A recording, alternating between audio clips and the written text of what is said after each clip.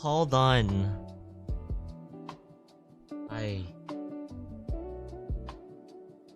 bed.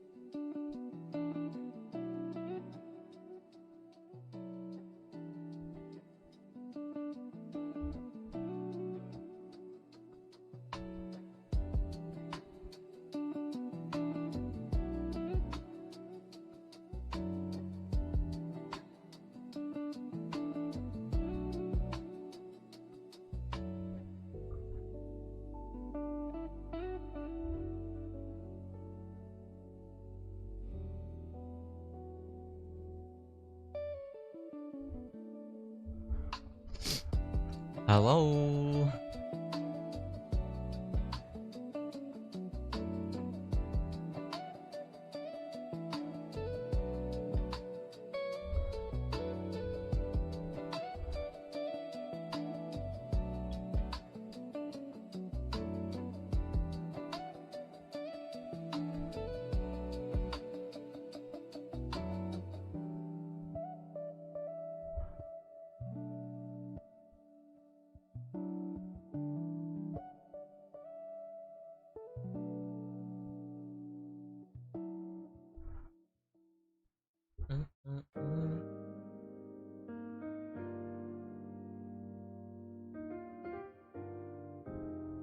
Naka-start na, hindi ba?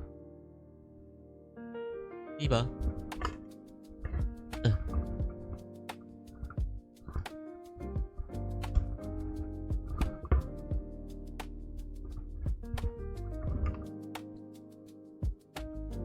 Ay, ako.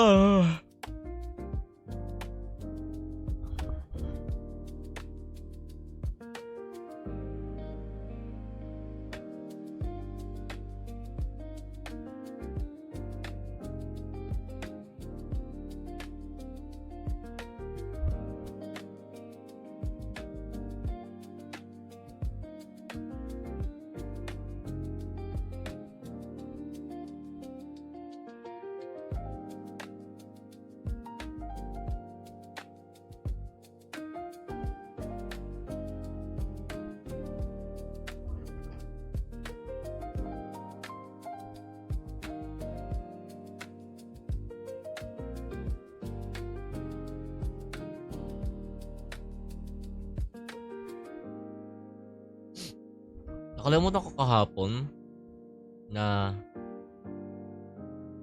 live stream pala ng HSR. So I forgot. Nagtataka ko, ba't may mga nalabas na mga banners for next patch? Friday nga pala kahapon. So, basically, my stream. I forgot na kahapon yung live special program. Wala lang. Patanda. Hindi yun. Na-shock ako. Na-shock.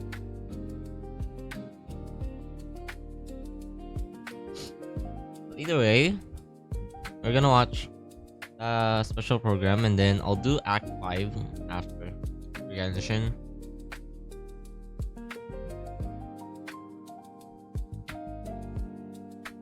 So I can catch up. Finish. Oh, I've heard that the Selenic the like, what do you call this? the like the reputation quest, something like that.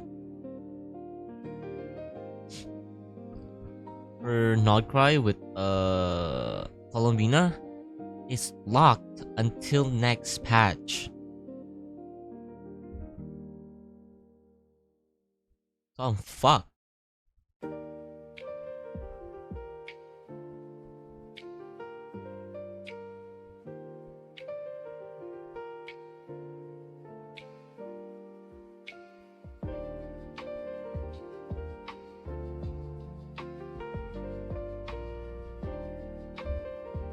Ano yun?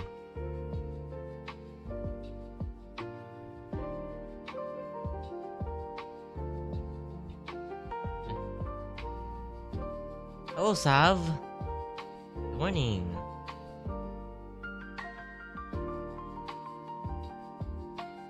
Hello. Hi.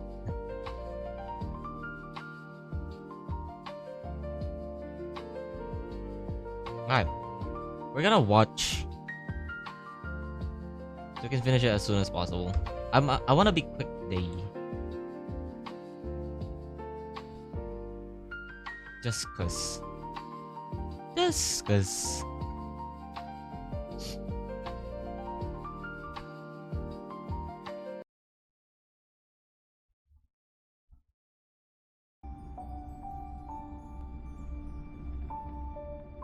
Wait. How's your weekend? Dude, the weekend literally just started. Started. Ay, wait. Baliktad.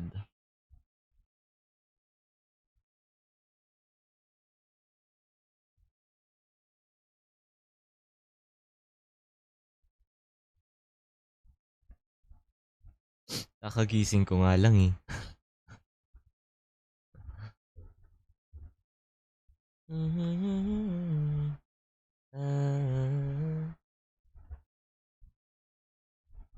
And how about last week? I don't even remember what happened last week.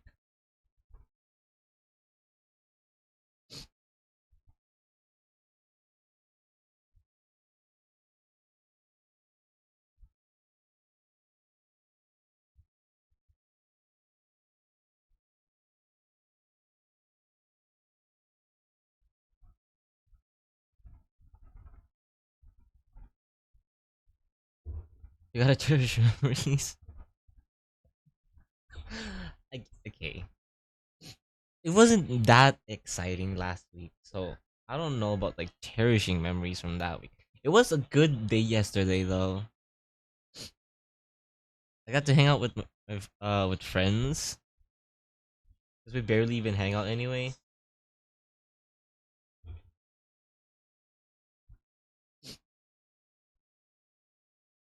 Most of us have been busy for months.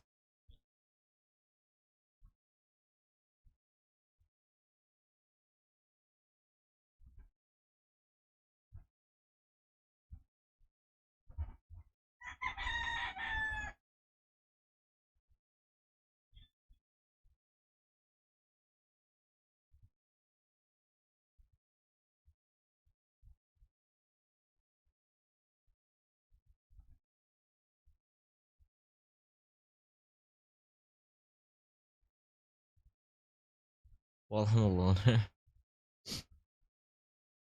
What do you mean? There's no way you don't have friends. Okay, let's watch this.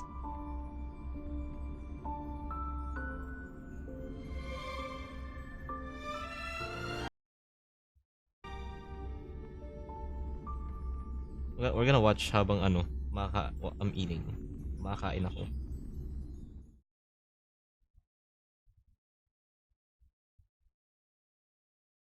Wait. Subtitles. I want subtitles. Can you still remember where this journey began? We're back at Penigoni. Every fucking time. Dreams. Someone might have made you forget some critically important Oh, sorry. information. You know. Your memory of Penacony is incomplete. Hey. A part Okay, we're gonna back it up. I did not understand. Okay.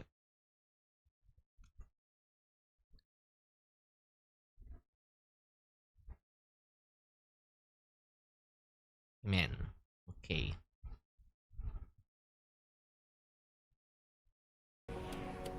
Penacony, the land of the dreams.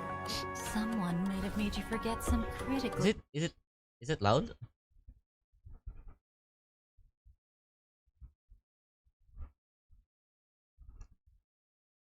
No, I don't think it should be loud.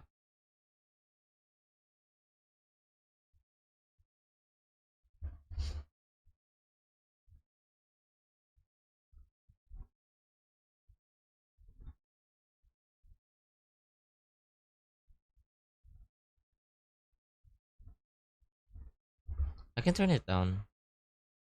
But it's already so low. Important information. Your memory that's too low. of Penacony is incomplete. A part of it has already been stolen. What? We could be watched if we Dude, met anywhere else. Penny arc's still not This done. is the only place where I can feel safe sharing secrets that should stay between us. Dahlia! Flame flickers ever stronger. This time, we are going to dig deeper. Let us now go back to where it all began. Think of that girl who could neither enter dreams nor wished to wake. Why did she slumber with you? Oh, is it? It was a The heck? wish of the cosmos. It's like a dark, like that set you Sam. in motion. Dark version of And in Sam. the tale where you are the protagonist, the stars themselves will defy the destiny of finality. Can I take your arm and awaken your memories? Even if Dahlia's you're paying look such so a heavy good. price, we only get one shot at this. If embracing fate is also a form of resistance, then this time I shall embrace death!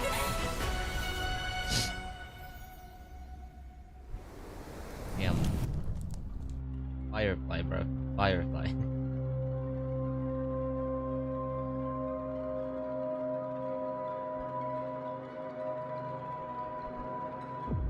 I already claimed it na. Kanina lang. Eh? Ay, kagahapon pala, kagabi pala. Until 6. Ala, mamaya. Okay. Hindi siya katulad ng sa ZZZ. Like, I think 2 days or 3 days ata yung codes.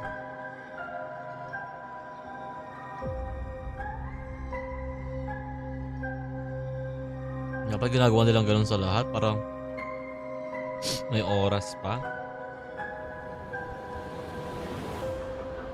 Kasi nakakalimutan ko din eh.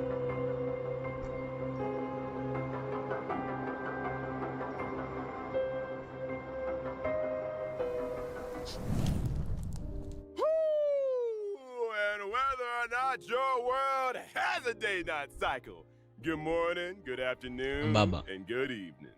Welcome to the version 3.8 Memories Are the Prelude to Dreams special program. I'm your favorite streamer.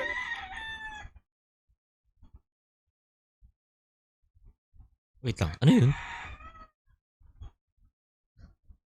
Ikaw ba yan? Ikaw nga yan. Is this Honkai? Yes, it is. Wait lang.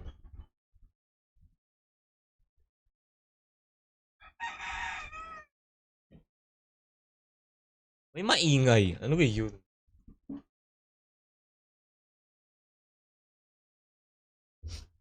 Ah. My crush. Hindi niligawan nga eh. Albert. Long time no see, friends! I'm Robin. A pleasure to meet you all again. I'm Firefly. I'm Constance. You may also call me the Dahlia. Di ba ikaw? Welcome, guests. Being together with you really reminds me of the time I spent producing this show in Penacony. And in this version, we two shall once again return to Penacony, the land of the dreams. The bustling avenue of sweet dreams, Glocky and his friends, the charming. Oh, I've heard. Oh, it all Nakita seems ko like sa it ano. was just yesterday. But I can already feel that there's something completely different in today's show. Unlike before, it's Si Sai po. eerie, full of mystery.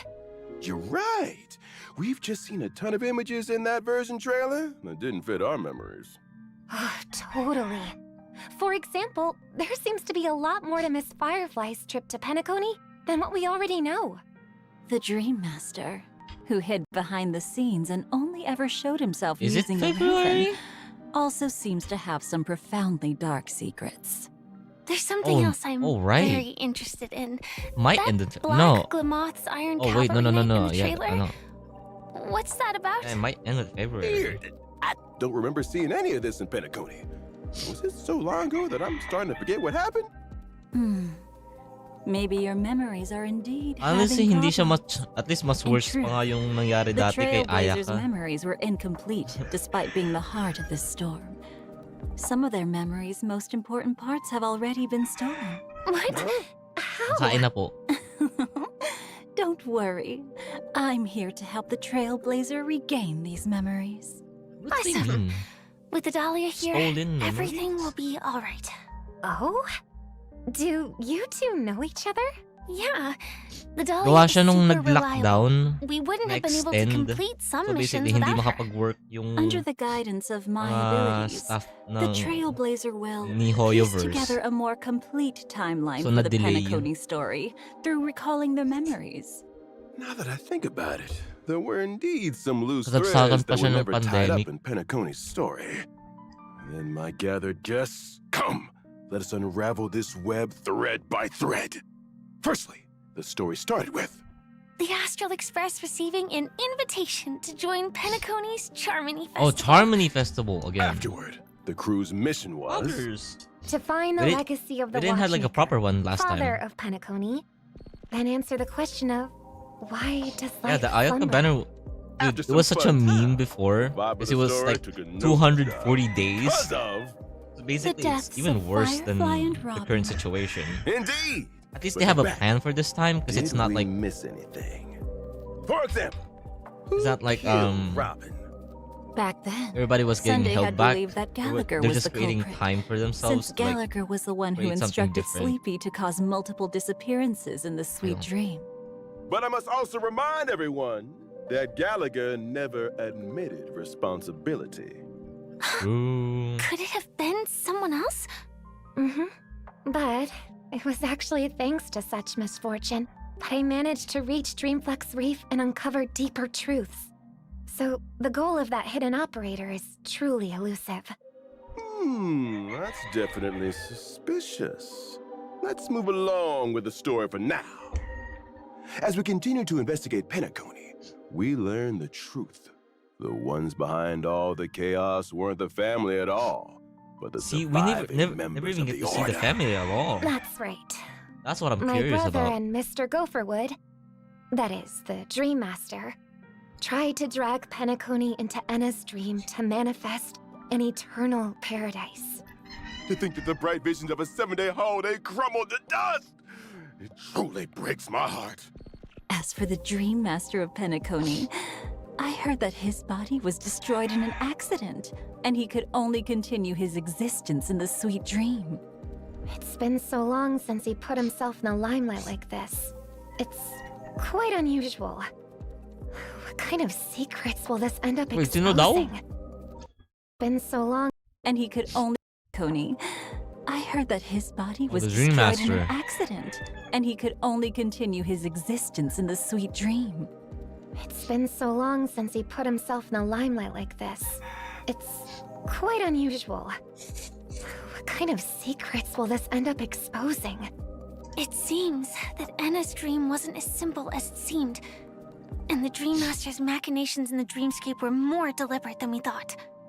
Either way, everyone still worked together to shatter the plots of the Order worshippers. And in the end, we got our happy ending. Right? Well, at least for a certain person, the ending was a little different. You mean? I've been meaning to ask for a while. Miss Firefly was all curled up in a medical cabin in the Myriad Celestia video released earlier. It feels like her entropy loss syndrome was getting worse. Yeah, and Silverwolf even said the rest is up to her now. It's not looking good. What exactly are we Oh, missing don't kill here? Firefly, please.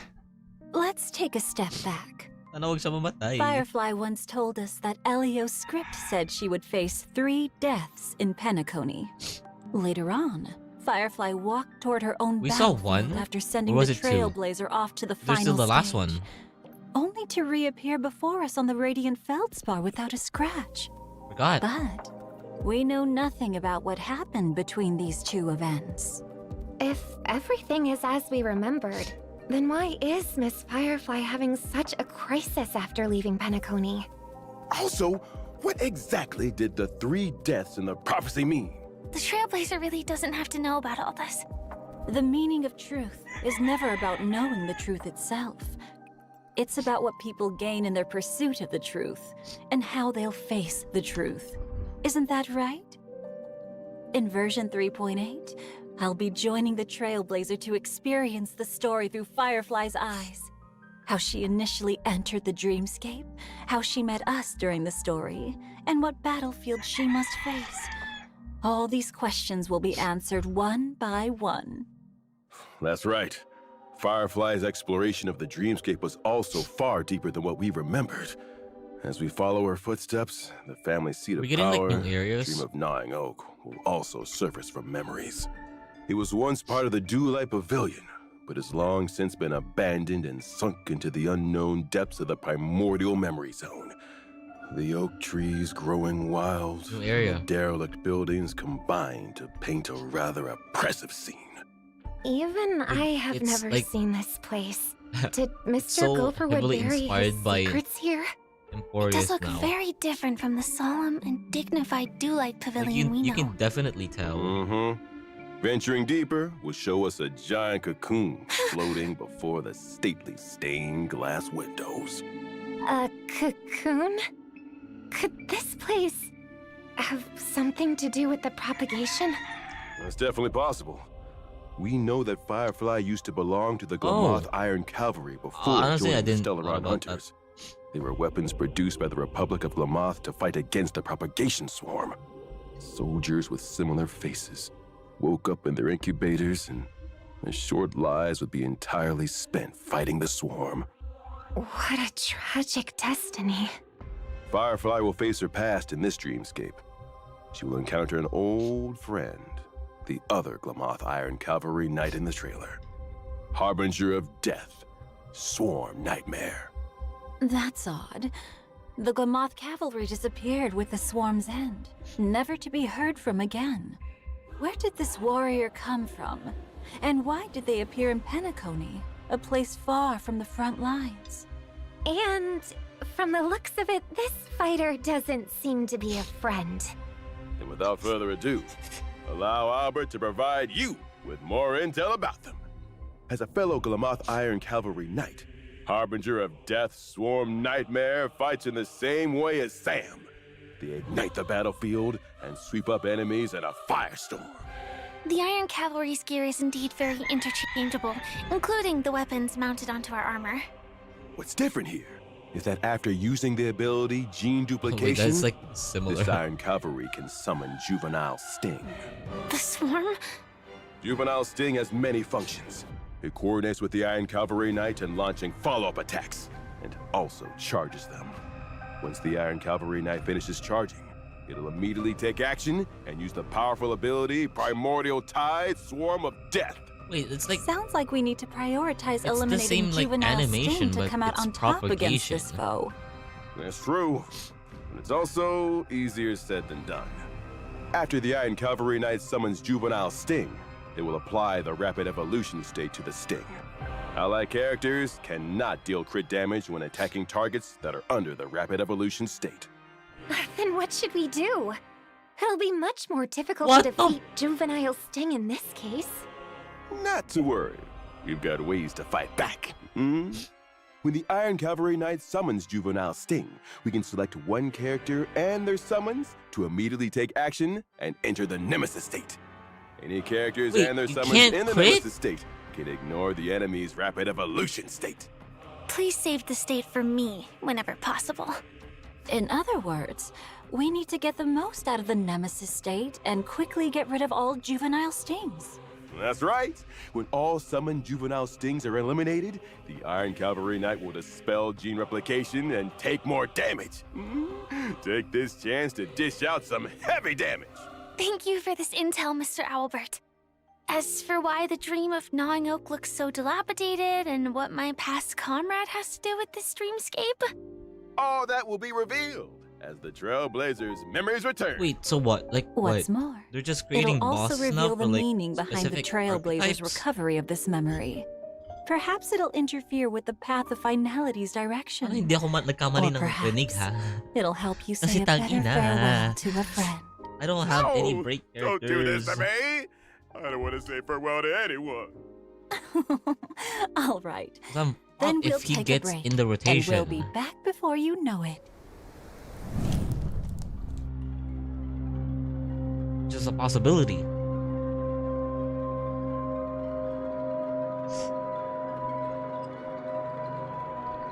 That's bullshit. Bullshit.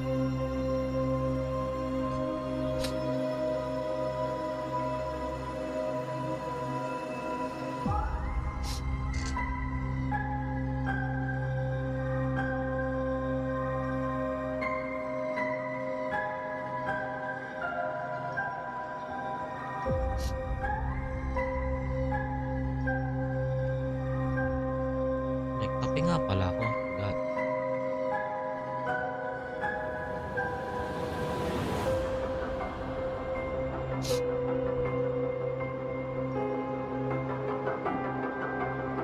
Nahanap ko pa yung mamon kanina. Naubos na pala. Constance the Dahlia, Duke Inferno's child of greatest ambition, his most exceptional child. A Oh my God, it's Christina conflagration V. that burnt the Everflame mansion to cinders made her miss out on Penacony's stage. Memories Bennett's scattered and like Shincho's ash, voice actor. or the truth slumbered in destruction. Now, come with us to unveil the Dahlia's mysteries.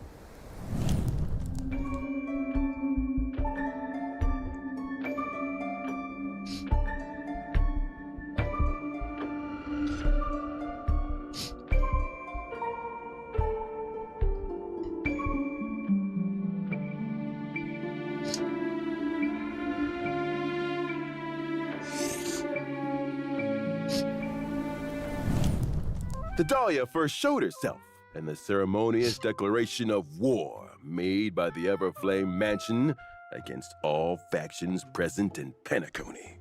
Duke Inferno and his children made declarations that they will prepare this beautiful dream to welcome its new masters from Fetora. Then, as luck would have it, they ran into Acheron. Plans that Duke Inferno prepared were abandoned before they even began. Yet even so, I still made it to Penacony. As Duke Inferno's daughter, Lady Constance's target was the Remembrance. Does that mean her powers are also related to that path? Indeed. I am currently a cremator with A the cremator? ability to enkindle and fabricate memories. Do you remember how Albert just ran over here and declared that he'll be promoted with a pay raise, as well as being moved to a key project as the host? Don't have to mention that, boss. Didn't you make that decision yourself? Really? Who knows? When did she become Owlbert's boss? Duh. Wait, something's wrong. I see. What a perfect demonstration of these abilities. All I see is a heartbreaking betrayal. A little optimism might be wise. What if the information ends up being real? I can't even tell what's real anymore. Anyway, we know that the Dahlia's power involves fabricating non-existent memories. And that girl Yeah, never believe- showing up. They released High Dahlia's Ceilings a poet in Penacony for would have Dots been and then never Black came Swan back from the again Garden for Dots. Recollection, right? Black Yeah, Ben and Swan. Dots like for so long. They name came back takes with me back. came back with High We Ceilings have a and then long still history, you banned know. them again. Oh? Were you two good friends? Like we It's already hard have to so much describe for our a break, relationship with simple words like good and then or we're friends. going back to break again. Ours is I had a game so of much hope for competitive Nihility cooperation. when she But if was the released chance as like arises, she was teased as neither of us would Nihility hesitate to set and a trap for a the fire other. type because you know So, compared to it good applies friends, to Dots can we're just more burn. like But nope, Good she became frenemies. a super break character. correct. Or maybe we're fair weather friends. We once worked together in the Garden of Recollection, and are Kinda both privy to bullshit, some secrets about honestly. the other. Garden of Recollection? Aren't you a member of the Annihilation Gang? Oh? Didn't I say that I too was a memo keeper once upon a time? I betrayed the Remembrance and the Garden due to some differences in our ideals. Earlier still, I was also walking the path of destruction, only to betray it as well. These traces made of golden blood are the marks the destruction left on me. Now I walk the universe as a cremator, as well as a child of Duke Inferno, who ruled the Everflame Mansion in the Annihilation Gang. Aren't you switching between jobs a bit too quickly? What a dangerous woman. She keeps switching between the destruction and the remembrance. Then does that mean she's betrayed the Everflame Mansion as well?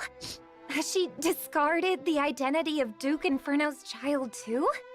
Who knows?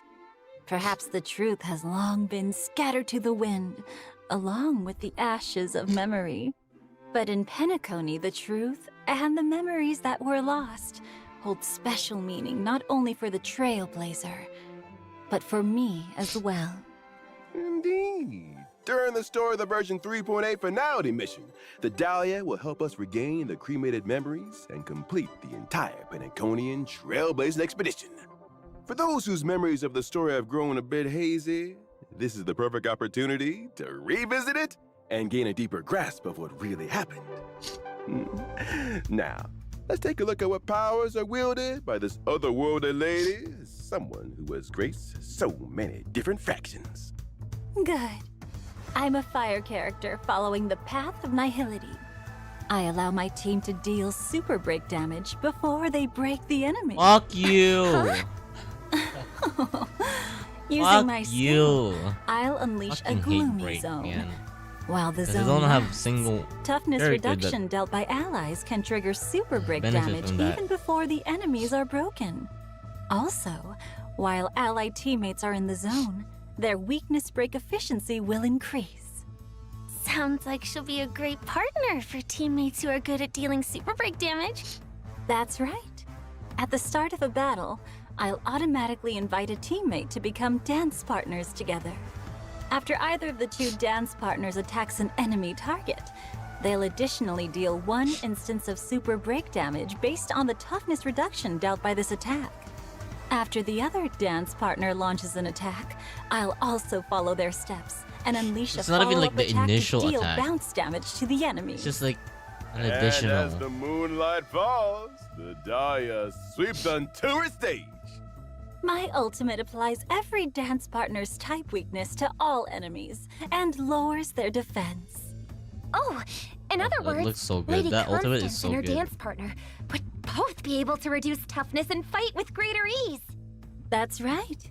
And the damage dealt by my ultimate will be distributed evenly among all enemies. Here's another hint. The Dahlia's trace allows allies to increase their speed when they implant a weakness onto enemy units. And if a fire character triggers this effect, they even regenerate a certain amount of energy. Lastly, I will create a special dimension when using my technique. Enemies in the dimension will not actively initiate attacks against ally targets.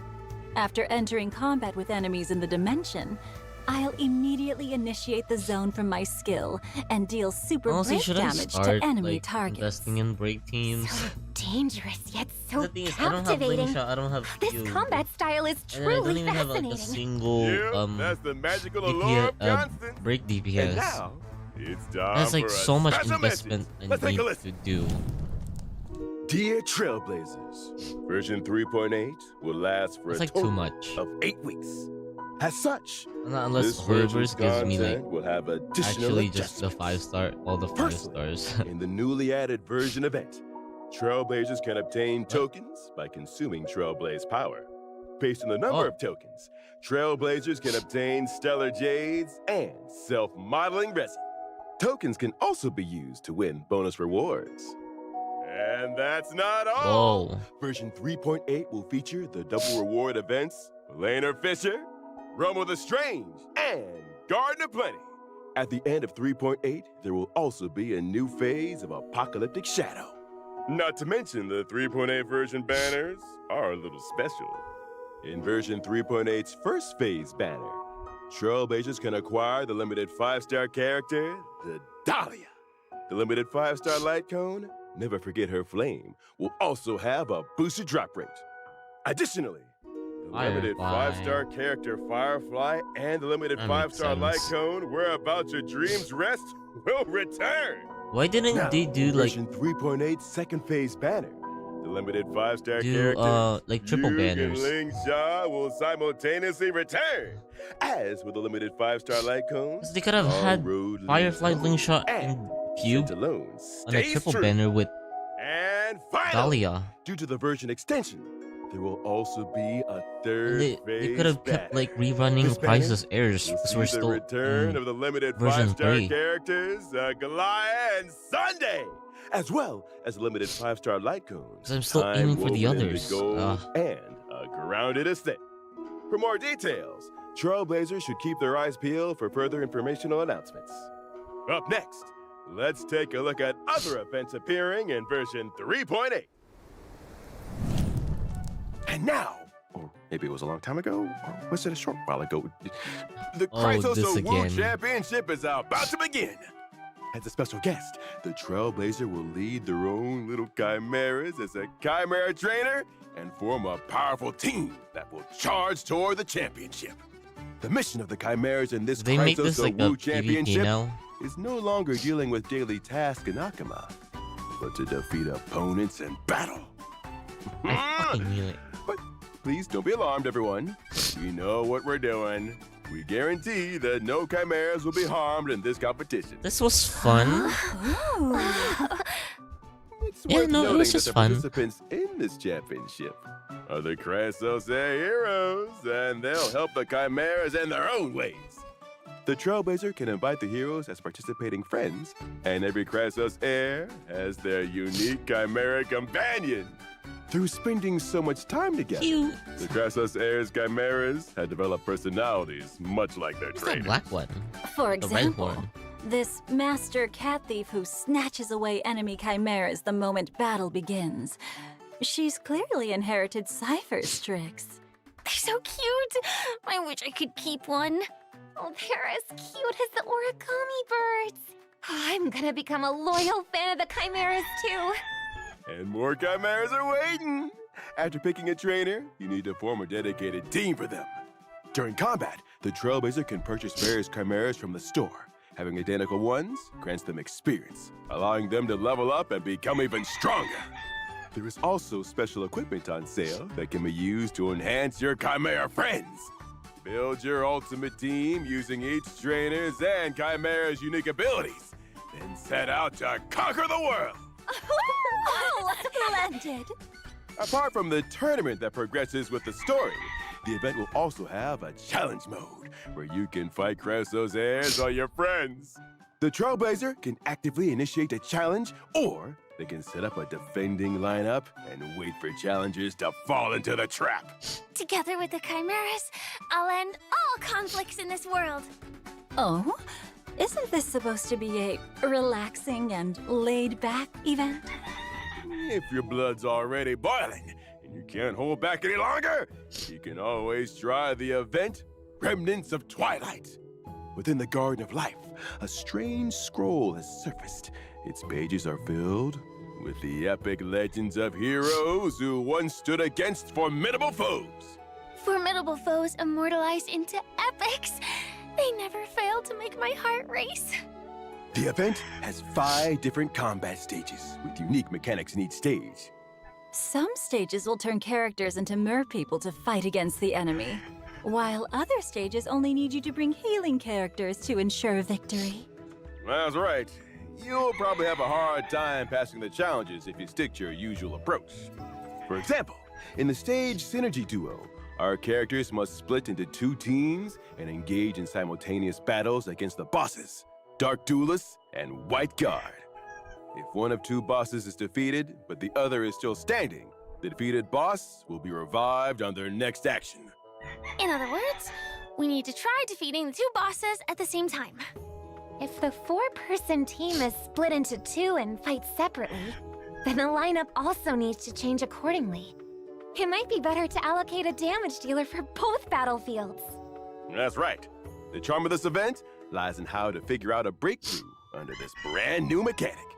And after you pass easy mode, there's also hard and They nightmare really, modes they're waiting for always you. like trying Combat is new fun. things out for like events. 'Cause I Additionally, know they're the probably Diversion gonna be doing Universe something with that in the updated future. version 3.8, Having 2 featuring new DPSs. equations, curios, and weighted curios. The synchronicity level cap will also increase to level 120 with an exclusive avatar reward. And a brand new adventure mode, Balloon Bonanza, has also been added. Oh? A Oh. new mini-game? Exactly. I The main barely objective is even to attack play and that change one. the color of every balloon on the field. Once they're all the same color, they'll disappear. The more rounds of balloons you clear within the time limit, the greater the rewards you'll earn. Doesn't that mean some characters' techniques will be able to attack a whole lot of balloons at once? But that might also get rid of the right colors. I can already see how flustered some people might get. And of course, let's not forget our old friend, the Of gift of Odyssey. Odyssey. Always present and never giving you up. Check in for 7 that. days to get 10 Star Rail Love that for special us, passes. bestie. Mm-mm. That's right. And with that, our special program is fast coming to a close. In Penacony, where Is it sweet over? dreams never end, many It's riddles over. were revealed in the tide of memories, patiently awaiting the arrival of the Trailblazer. Let us follow Constance and rediscover the truth of the past. See you in the next program. Albert, clocking off. Thanks for tuning Honestly, in, I was so everyone. exhausted Bye-bye. from the. Oh. Okay. That's like an extra 2 weeks though. It's not like bad.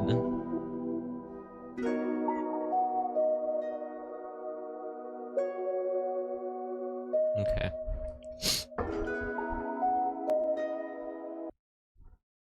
It's not that crazy. What was I saying? I was saying something earlier and I forgot. Kalimutan ko. If it wasn't important, if I can remember, it wasn't important. Oh, I wasn't just chatting this whole time. Fuck. I forgot to change. Never mind. Okay, I don't care. Whatever, guys. I don't. We're just gonna play Genshin. We're gonna finish Act 5. I think it'll take like 2 hours, they said. I hope it takes 2 hours. I hope so.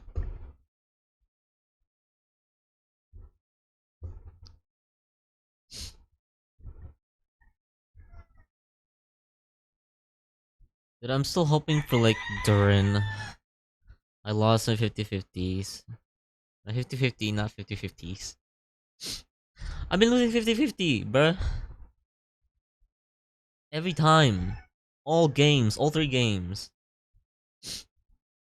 I lost to Cyrene. I lost to Dylan. And now I lost to fucking Durin? Like, what are you trying to say? What are you trying to say, Hoyoverse? You just fucking hate me, man. You guys don't favor me. Just honestly, that's like a straight slap to the face. It's like they're not even trying to hide it. Fuck you guys. Never liked you guys anyway.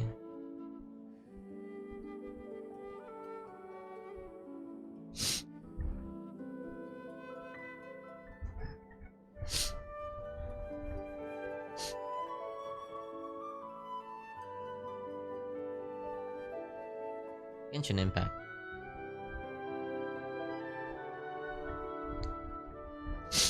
Honestly, I wanna play Valorant again.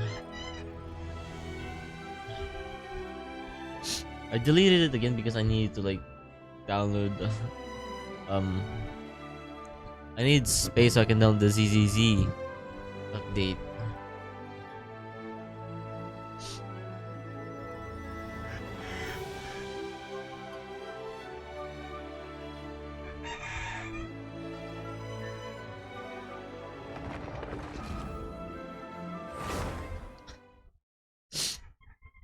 Da-da-da-da-da.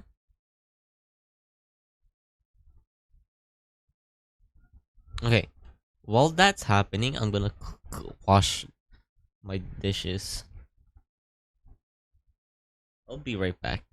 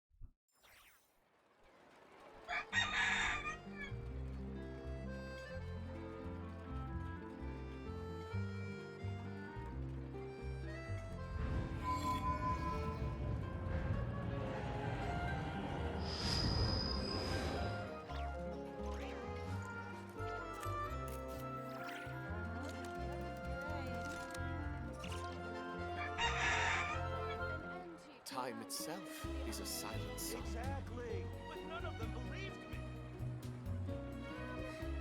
Can we play Banker next time? People ought not be so frightened of ghosts. They are merely talking shadows, chattering away endlessly about their past affairs.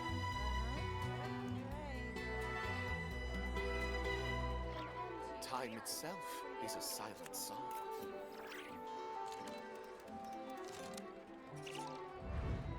Exactly. But none of them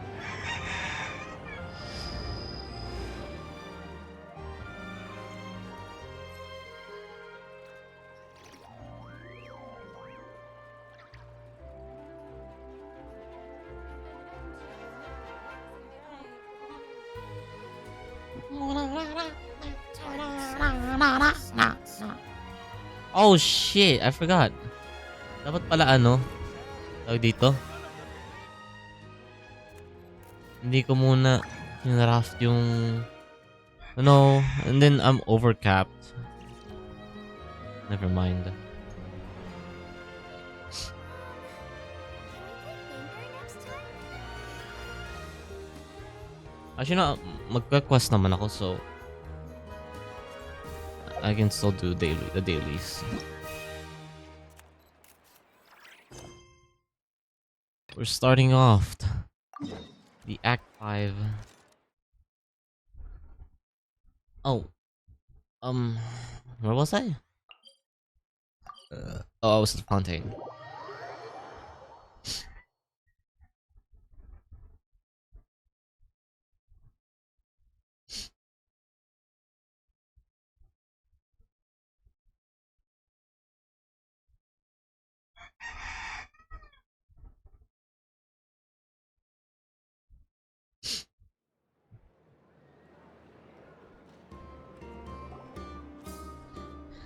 Thank God that when I started, when I opened the game after the update, I wasn't. Thank you for I wasn't in waiting. Nogcry. I finished checking your adventurer handbook.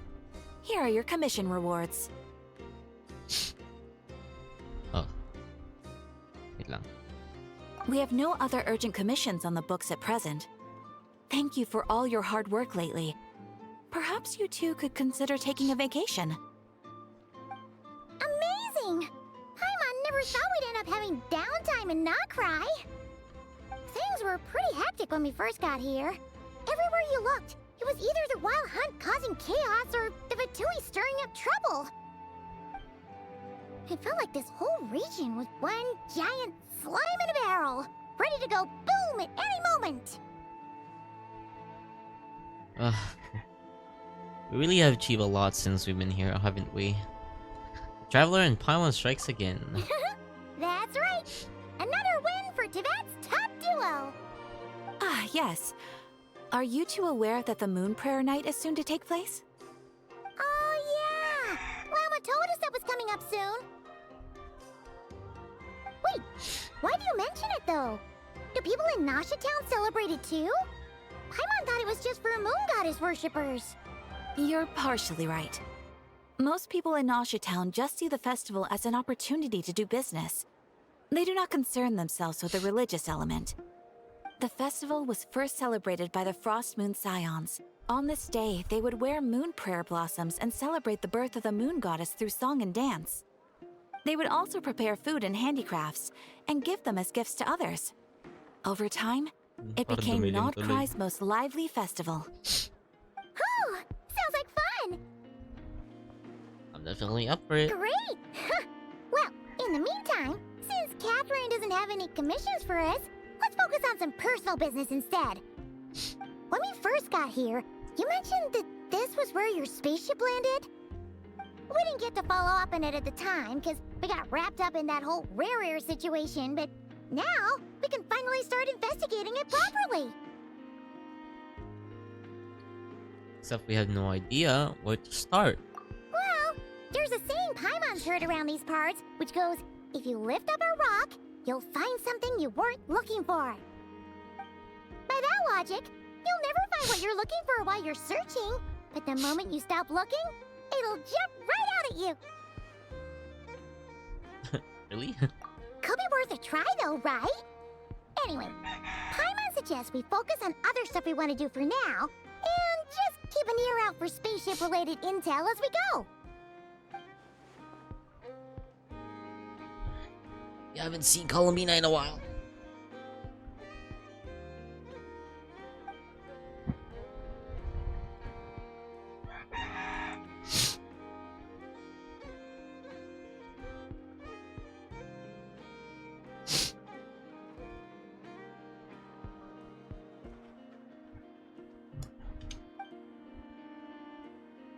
I don't know if I can do anything to genuinely help her, but surely a little chat can do no harm. One other thing that concerns me is we've seen no trace of the doctor so far. What's wrong? He looks super serious all of a sudden. Huh? Paimon gets why you'd be concerned about Columbina, but what does the doctor have to do with anything? We learned back in Atlan that he's been investigating the moon. He's been suspiciously absent so far. Oh, that's true. And now that you mention it, we're definitely overdue for a showdown with the Fatui. It is weird that he hasn't shown himself this whole time. What could he be up to? Hindi.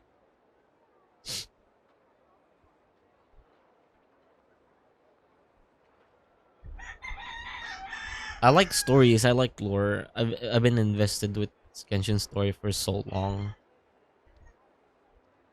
So hindi. True. Paimon would much rather deal with Marionette anyway. She says the meanest things, but when it comes down to it, she doesn't seem like a bad person. Maybe it's the pressure of being Oh a my Fatus? Especially as a Harbinger. Does she feel like she's gotta act tough to keep up appearances or something? Nope. Filters. Okay. So you guys barely even hear the chicken clucking. Every time we headed out with Rarier, she always wound up having to repair Polonia and her other robots. That's gotta sting. Losing face always hurts more for people who care a lot about their image. She's probably still furious about it. Paimon, I have a feeling she might have heard that. What? Relax! She's not even here!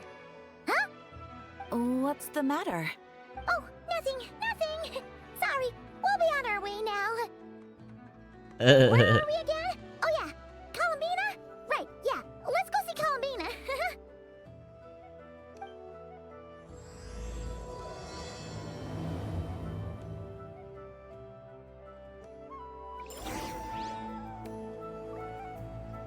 Ah, I could find. All right, because I have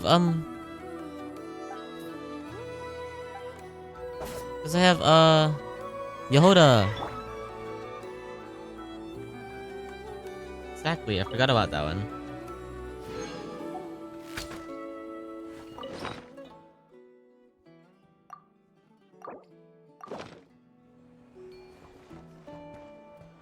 Smash and grab! Ugh, last time this guy came over to the Curatorium, he asked us to find him a secret shortcut between Nodcry and Snezhnaya. Huh, yeah, right. Like, we'd have... I'm not entirely. Phew! Oh, you're not even allowed to do commissions on Catherine. Okay.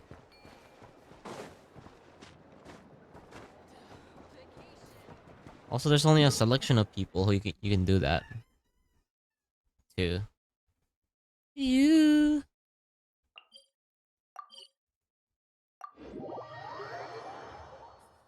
I'm so behind on those. I'm not even done with the first one.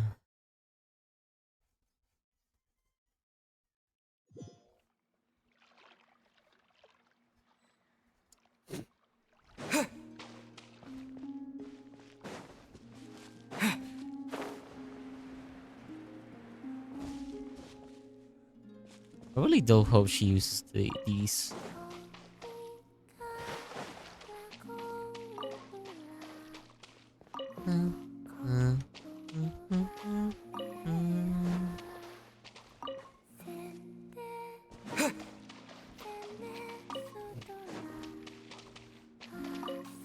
Okay, the lag is crazy though.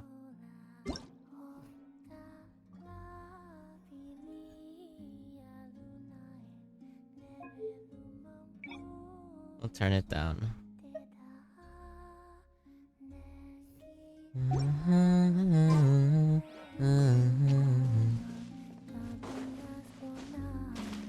Oh.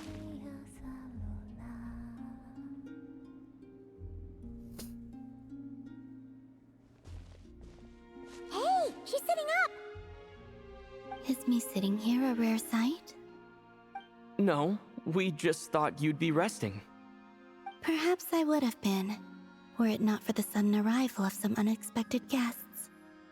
Not that I consider it a disturbance. After all, you are the only ones who are free to enter. Would it not be a little unfriendly of me to lie down while we speak? I didn't realize you put so much thought into little things like that.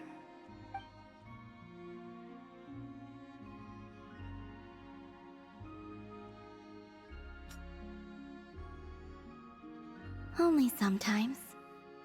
There have been moments lately where I think about you and your companions. They are warm, mysterious, and cozy memories. Very few of my past memories are anything like that. They say that travelers return home bearing bags full of souvenirs. But my luggage was empty, and I believed it would stay that way. Return home? So, you're still planning on returning to the moon? Yes. This planet continues to reject me, reminding me that I do not belong here. Hold on.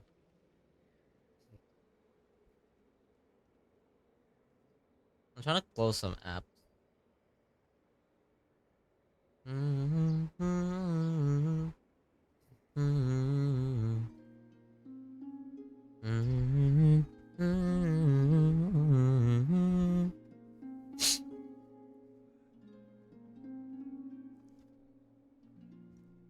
Okay. If I remain into that, there will come a day that I disintegrate.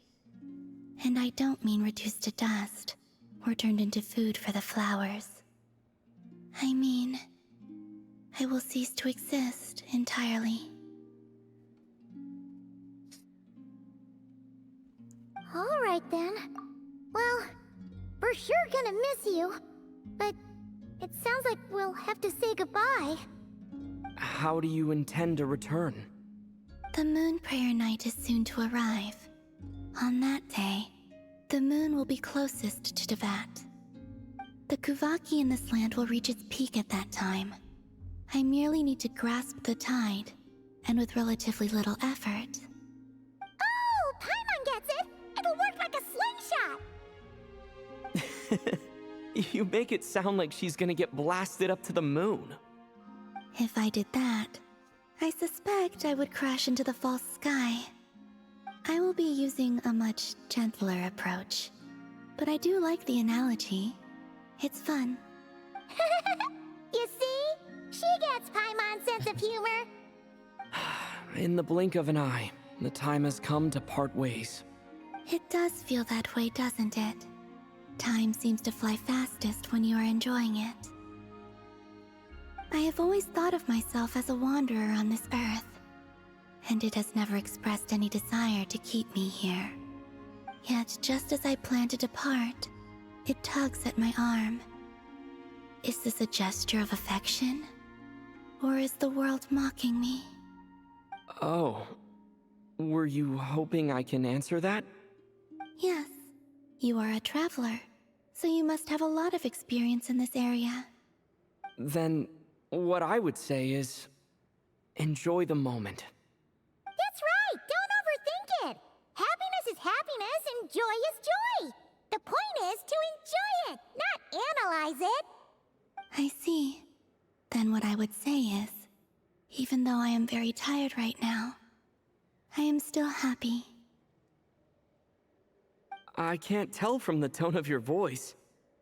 Oh, really? You don't think I sound happy? I'm just kidding. I could tell you were in a good mood today from the moment we saw you. Ah, a joke. Albeit not a funny one. Anyway, I assume you're here about you-know-what. Give me your hand. Actually, it's not that. There's something else we wanted to discuss with you. Oh, then, do you still want to give me your hand? Or not? Sure.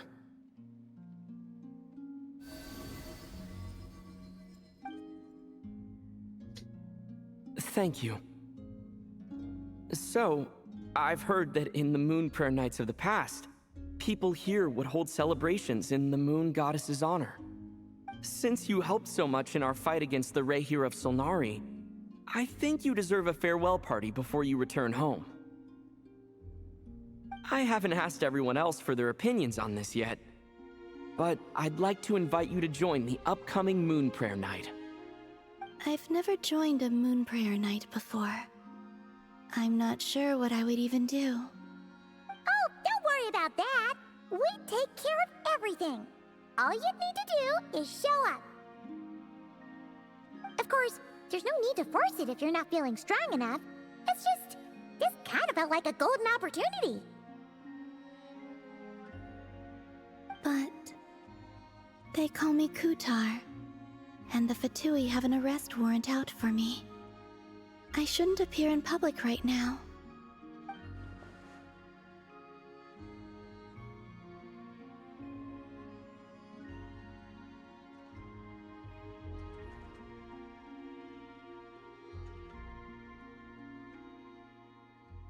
I'll make it work. You have my word. Yeah, we got your back. Well, he does. Paimon's actually not too sure what he's planning. All right, if you're sure. I will not refuse your invitation. I suppose it wouldn't hurt to pack a few more sights from this world into my suitcase before finally learning what my homeland looks like. Oh, if you see Lauma, please tell her that my answer to the question she asked me is neither yes nor no. Rather, it is. There is no need. That was kinda cryptic, but sure. Guess it's between the two of you. We'll pass along the message. Bye for now!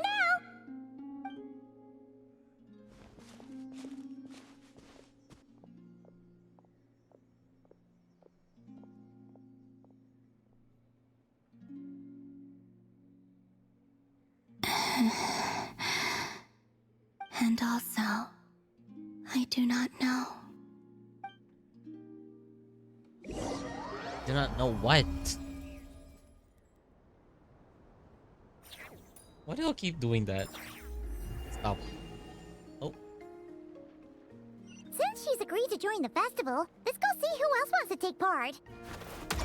Lauma's gotta be the person most familiar with the Moon Prairie Night. oh, sorry. Continue. Also, what exactly is your plan to keep her safe? Not sure yet. I'll figure something out. What? Are you serious? And Paimon even gave you her vote of confidence back there! When did you become so sneaky?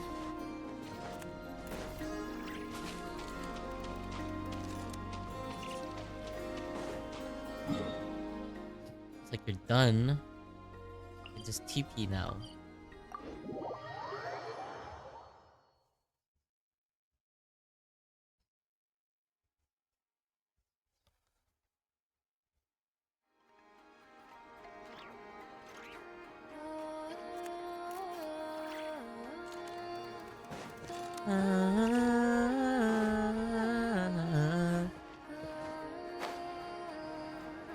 Whoa, that's new, right?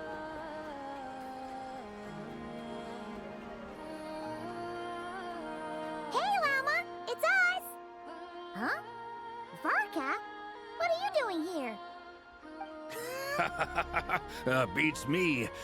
I had a bit too much to drink last night, and when I woke up, I was on Hisi Island. Mr. Varka is helping to oversee Nasha Town's preparations for Moon Prayer Night. He is here to go over some details regarding the decorations and custom cloth designs. Right, yeah, that too. What do you mean, that too? Yes, celebrating this festival is a long-held tradition here in Nodcry. On this day, the crescent moon at the top branches of the verdant crest turns into a full moon, and the moon prayer blossoms bloom with a special radiance. Our people take these to be blessed omens. It's an especially welcome event coming off the back of all that nasty business with Rerir. Everyone got put through the ringer recently, and now they're looking to turn their fortunes around. The big shots in town all agree that a big, lively celebration is just what we need to rebuild people's faith in this place. No wonder Catherine said the people weren't so bothered about the religious element. That's right. It's become more of a local custom by this point. The celebrations have little to do with whether the religious stories behind this event are true or not.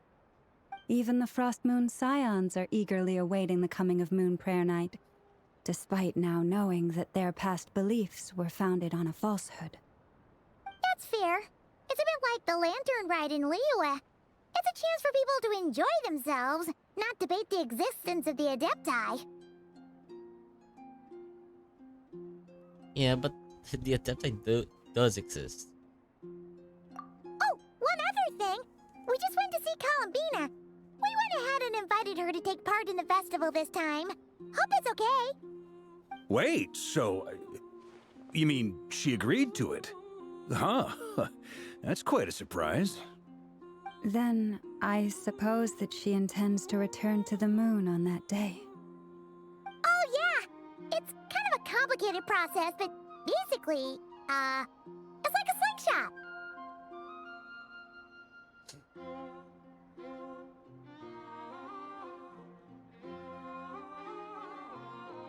I understand. In truth, I had a feeling that she might make such a decision. Well, if Kuthar has decided to participate in the festival, we should prepare accordingly. Yeah, exactly. She was saying how it could be risky for her to show her face in public. We were wondering if there was any way we could hide her. Unfortunately, the people who carved the statues did an excellent job of capturing her likeness. It will be very challenging to hide a goddess whose face everyone is so familiar with. Darn! We may have bitten off more than we can chew here. Nah, don't sweat the small stuff. We can handle that. Huh? Are you saying you have a plan? Not as such, no, but the most important thing with a festival is to keep the mood light and your spirits up.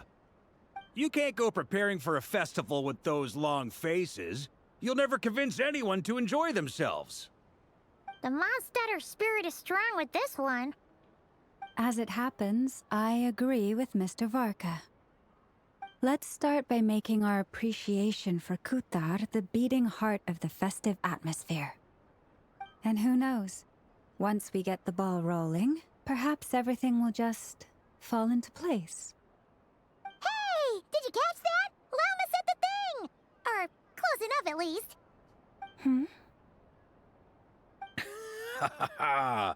I'm looking forward to the Moon Prayer Night already. We have a festival in Mondstadt called Windbloom, and you can always tell which couples are celebrating it for their first time by the smiles on their faces. Big, beaming smiles like their whole face is glowing. And I have a feeling we'll get to see that same smile on the Moon Goddess's face at this festival. Not quite the same, surely. Anyway, I'll take care of business in the city, but I'll have to leave the decor up to you and the Frost Moon Scions.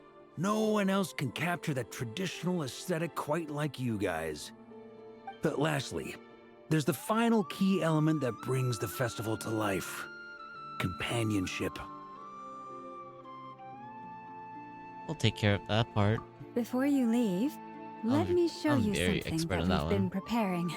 Mr. Varka had asked to see it already, so you may as well tag along. Also, I have some further questions about Kuthar's decision.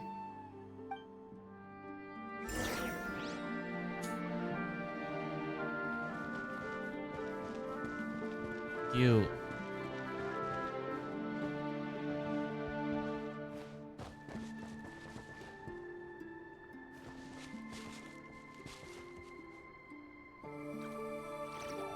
Haha.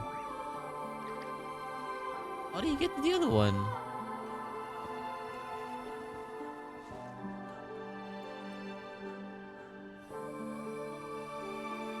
That's not even like.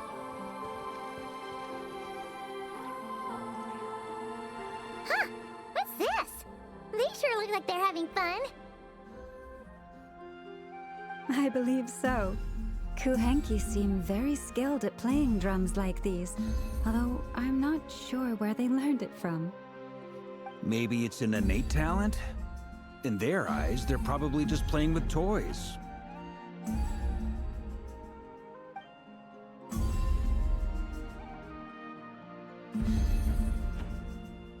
Wanatar!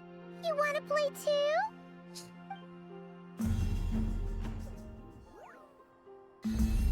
Guess not. Yeah. She looks more confused than anything. Maybe we can teach her next time if we get the chance. She's a different breed.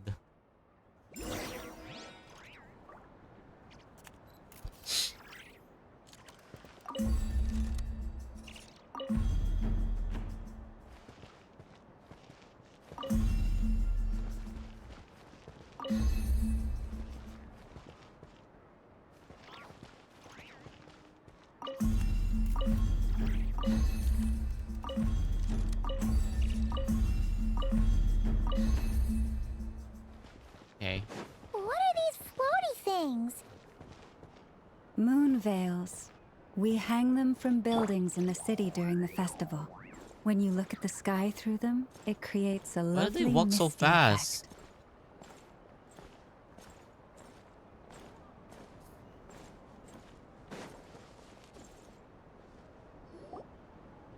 Everyone seems hard at work. They are preparing items for Moon Prayer Night. For instance, the sculpture being made over here, Mr. Varka and I were just finalizing the details of where it will be placed. Ah, there she is. I didn't know the finished article would be so large. Not to worry, though. All the necessary arrangements have been made. Just let me know once it's ready, and I'll get some people to ship it over. You have my thanks. And over here, we are preparing a very traditional confection. Oh, look at all these colors! It looks great! Can Paimon try one? Of course. I have a feeling you'll like it a lot. You bet! Sweets and treats are Paimon's favorite. If you included those in the Feast of the Moon, I bet Paimon would have joined the Frost Moon Scions by now. There will also be verdant crests like this present in Nasha Town during the festival. The timing of Moon Prayer Night is not completely set in advance. We make a rough estimate, then observe the changes in the verdant crests and moon prayer blossoms to guide us. As such, the Wade itself is a fun feature of this particular festival.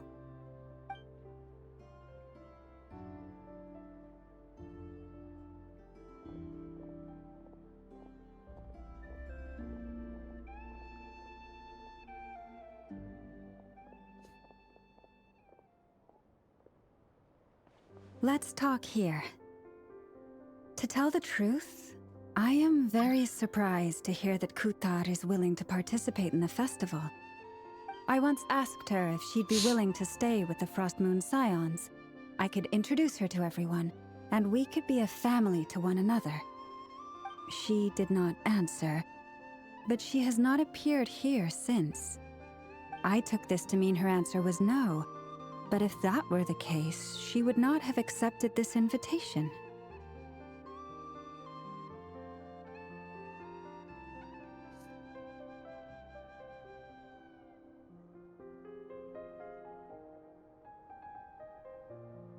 There's no need. Ah. I see. Maybe she is right. Maybe the Frost Moon Scions of today no longer need a moon goddess. But my wish was not for her to come here and be worshipped as a deity. I simply wanted to offer her a place to stay. I'm sure she believes that showing herself here might invite Fatui intervention, and as such she does not wish to cause us trouble. But what really pains me about all this is that this is her birthplace. She ought to belong here, yet no one has been able to grant her shelter. I think I'm qualified to weigh in here. When someone's about to depart on a long trip, what they need is blessings, not burdens. We should wish her the best, not make the journey harder than it already is. Anyway, she's agreed to attend, hasn't she? All we need to do is simply respect her decision. I see your point. Yes, she will soon depart after all. Our job is to leave her with some happy memories. Besides, who's to say her journey to the moon is a one-way trip? It's not like she can't come back and visit if she wants, right? Paimon agrees wholeheartedly. Festivals are all about having fun, so let's keep it simple. All right, I'm gonna head back to Nasha Town soon. Want to come with? I'm guessing you have some other folks to visit there. Sure thing, let's go! Bye for now, Wilma! Thank you all. Goodbye. Goodbye, Llama. See you later. A traveler needs blessings, but not burdens. Sounds good in principle, but will blessings alone be enough for Colomina? She doesn't have the wings yet. Oh, sorry. That's not even like supposed to be part of it. Oh wait, no. I saw on Twitter that the statue had wings. Maybe they will add that like just for the festival. Maybe. I don't know. I'm actually not sure. I saw something on Twitter that the statue had wings. But I don't know where's that from. It was just too much.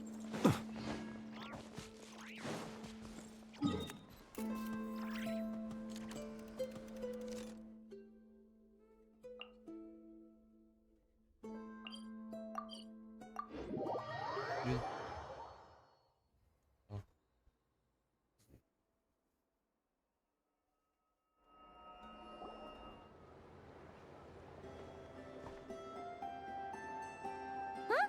Hey, over there! It's Durin and Albedo with Flints! What could they be chatting about?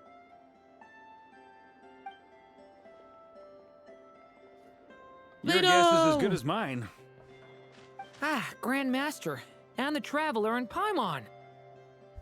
Hello there. It's been a while. Perfect. We have some new volunteers for our investigation.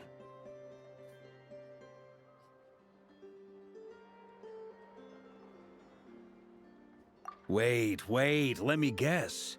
The righteous Lightkeepers are finally ready to hunt down the Abyssal Dragon? Yes, that too. Yeah, right! Oh, wait! Why does everyone keep saying that too? Well, to be precise, the facts match, but not the causality. Wait, so I guessed right? Half right! Don't act so impressed with yourself. Maybe I can explain. We ran into Mr. Flint's north of Nasha Town. At that time, we just noticed a few abyssal creatures out in the wild, but the strange thing was, I didn't detect any traces of abyssal energy on them at all. On closer inspection, we realized that they were not real monsters, but something akin to reflections in the water, or perhaps a mirage. Huh? What do you mean? Like, you could see them, but not Jowain touch kita, them? Sai. Exactly. It was very peculiar. They roared and tried to attack us, but we could not make any physical contact with them. I think I've heard of things like that happening in Nodcry before, but I don't know much about it. Yes, it's a known phenomenon. Mirage-like illusions tend to appear in Nodcry in the run-up to Moonprayer Night. From a distance, they appear quite real. I myself thought that Misters Durin and Albedo were locked in battle with abyssal monsters when I first arrived. But after sharing intel and investigating a little further, we can confirm that these illusions are harmless. There is no great cause for concern.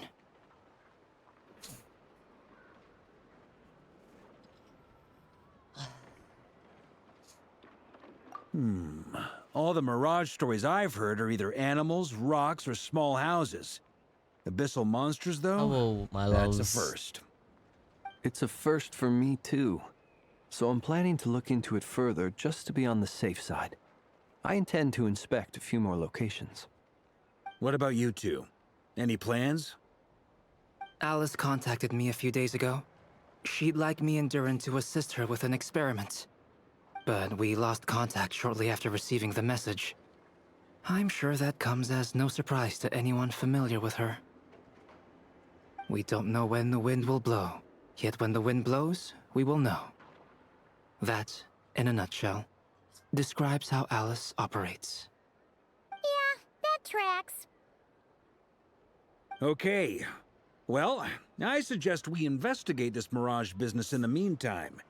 It's piqued my curiosity, and I'm pretty sure I know someone who will already be 10 steps ahead of us. Well said. Right? Whatever's happening in Nodcry, she always She seems to be the knows. first one to know. Where is she? see what Where's she knows. Sniffer? We can invite her and her staff to the festival while we're at it. Where is Sniffer, bruh?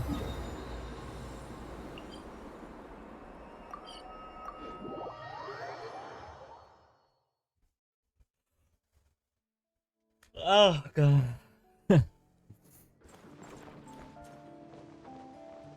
Curatorium of Secrets.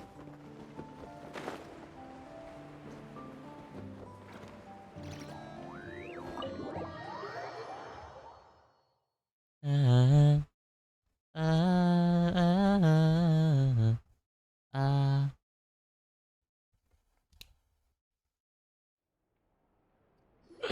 Where are you? Whoa. You're right, I have noticed. There's certainly something a little fishy about this situation. Only a little, though. Records indicate that this phenomenon can occur in the days before and following Moon Prayer Night.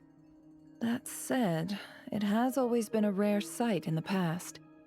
The odds of encountering these phantoms are similar to looking up in the night sky, happening to see a shooting star, and managing to make a wish before it disappears. But this time, either everyone's getting lucky, or they're appearing far more frequently than usual. Yehoda's out gathering intel as we speak. In the meantime, let me check off some points of interest. First, the Abyss. The ones we saw seem to be abyssal monsters. Indeed. But we have identified one location where many more of them have made an appearance.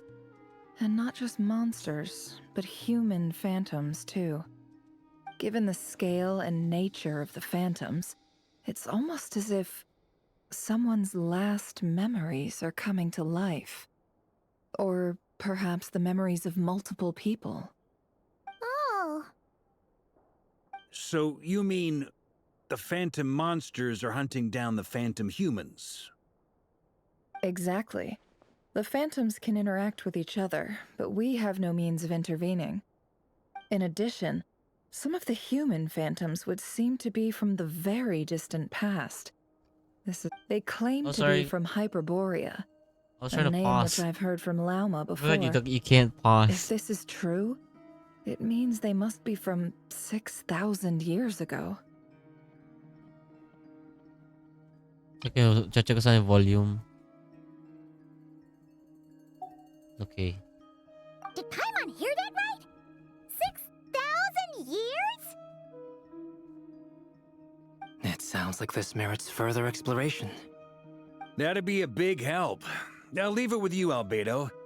My knowledge of ancient history is non-existent. I used to doze off every time the pre-Knights of Favonius era came up in class. It's quite a miracle that you were able to understand these phantoms' speech, given how long ago they lived. I suppose you're right. But I'll leave the archaeologists to ruminate over that conundrum. As an intelligence broker, my sole interest is in the value of the information I gather. Which, in this case, hopefully means earning myself some good favor with our dear Lady Moonchanter. So calculating. Whew, this intel broker logic always catches Paimon by surprise. Sounds to me like we could split the work up. I think the abyssal phenomenon is best left to Albedo, Flints, and me. Agreed.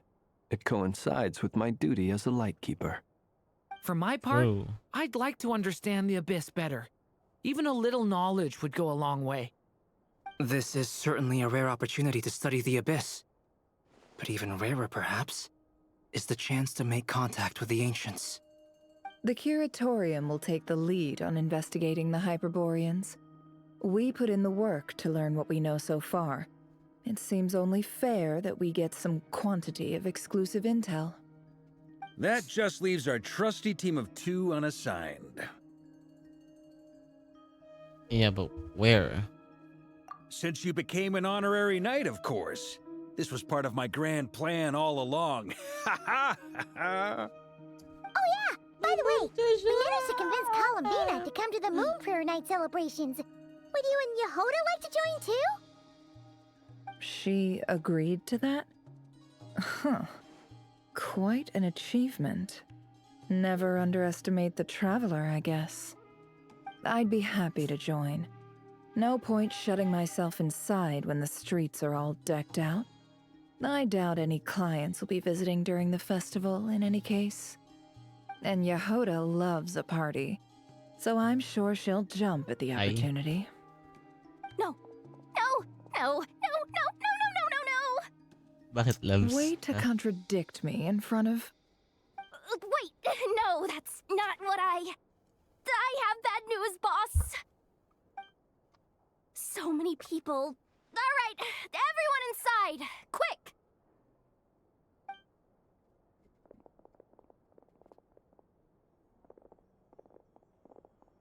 This is gonna sound crazy, but hear me out. I saw one of those phantoms at Star Sand Shoal, and it was some sort of flying ship. Like a spaceship? That's gotta be the one you came to Tibet in. You said you saw the same thing through the moon marrow, right? Huh? You already know about it? Ugh, I thought I was gonna blow people's minds. Turns out I'm the last to find out. Wait, back up. You came here in a spaceship? Now my mind is blown! What's it like on the inside? Was it like flying through space? I want to know everything! Maybe that's a conversation for next time. Yep, exactly. Huge discovery. You're the best. Second best intel broker in the world. After your boss, of course. Wow. Really? Well, I don't know if I'm all that. The first smiling at the back. I guess that decides where we're heading next. Come on, don't look at me like that. I know the spaceship doesn't have anything to do with me, but you don't want to leave me as the only one twiddling my thumbs, do you? Please? Fair enough. You can tag along. In that case, let's meet back here to discuss our findings once we're done. I wish everyone a productive investigation. You too. Man, Durin, why can't you just come home? What's up, boss? Aren't we... Tell me, Yehoda, when did the Curatorium start giving out intel for free? Oh. Oh, sorry, boss.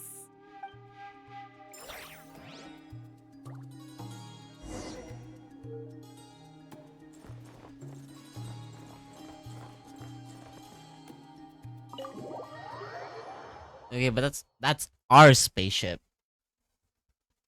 Even if you have the knowledge for that, that's our property.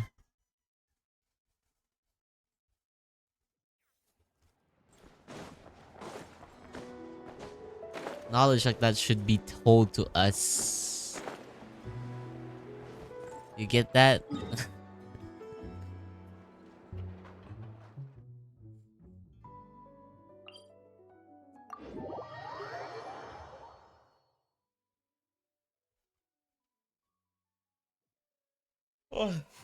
You look worried. Relax. It takes more than a little rainfall to extinguish my lamp.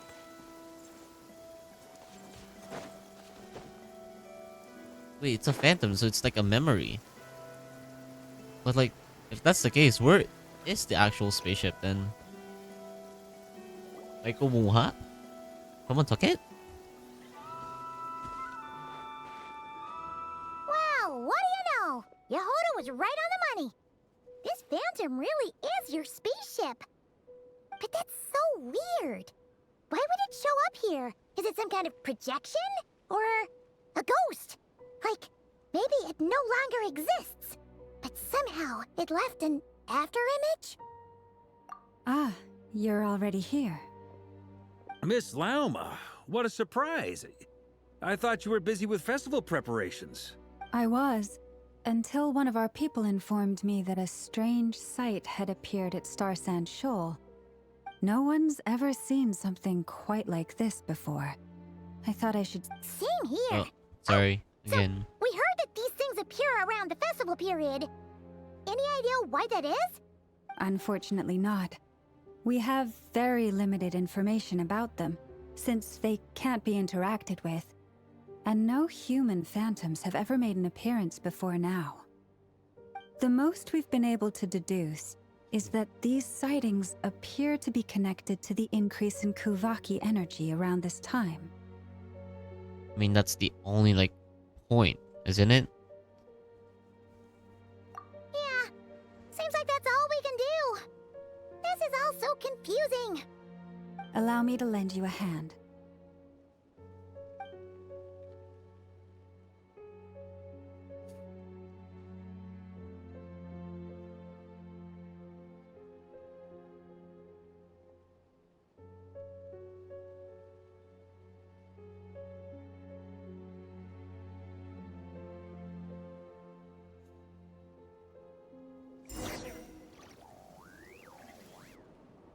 Everyone, our friend here should be able to provide us with some information.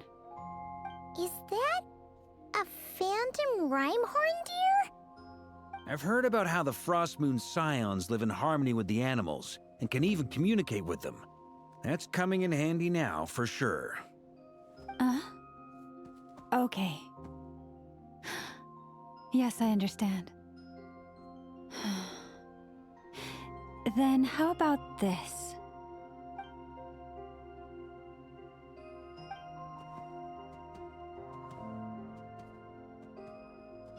Oh, it's leaving. It appears to share our curiosity about this giant spaceship, so I asked it if it wouldn't mind investigating along with some friends. In return, I told it about some nearby spots where the wild fruit grows abundantly. We may live in a different era from these phantoms, but I trust that the terrain, climate, and ecology here are more resistant to the effects of time than some things are. Let's give them a moment and hope for the best.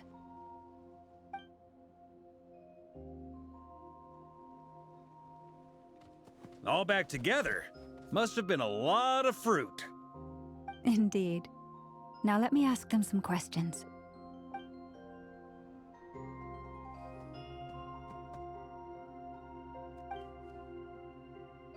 It did find a lot of wild fruit, enough for them to feast for a long while. This puffin circled in the air several times, but didn't spot anything out of the ordinary. Certainly nothing to do with the spaceship. Huh. Well, it definitely makes sense to get a bird's eye view. Indeed. Other than that, I was also thinking that the world these phantoms see is also different from ours. Oh, I get what you mean. The wild fruit exist in both times and spaces, but there might also be things that only exist in that space-time, which we can't see. Good point.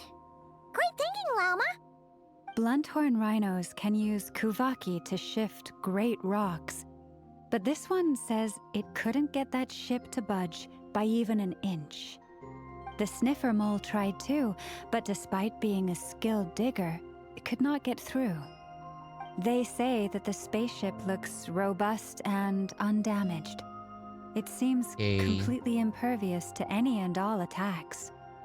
Whatever lies within is well defended from harm. So, just like us humans, there was nothing they could do about this spaceship either. Yes, still, they deserve our thanks. We are grateful for all your efforts, dear friends. Now go, and enjoy your feast. I've noticed some other human phantoms gathered nearby. Come on, let's go talk to them.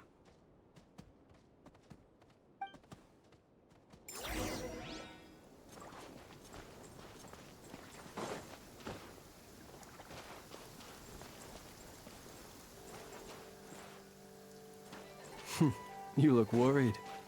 Relax. It takes more than a little rainfall. What is this thing?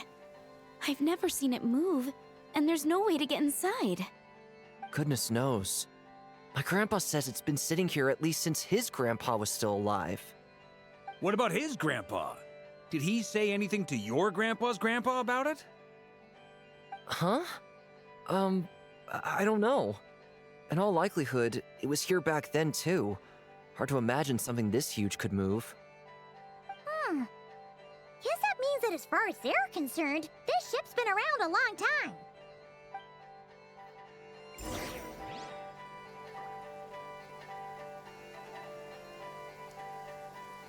Okay, who's next? You look worried. Relax. It takes more than a little rainfall to extinguish my lamp.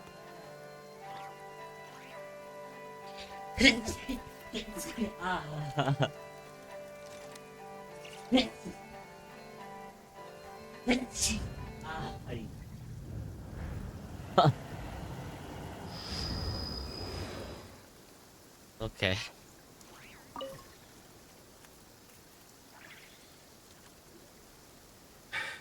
Come on, brothers.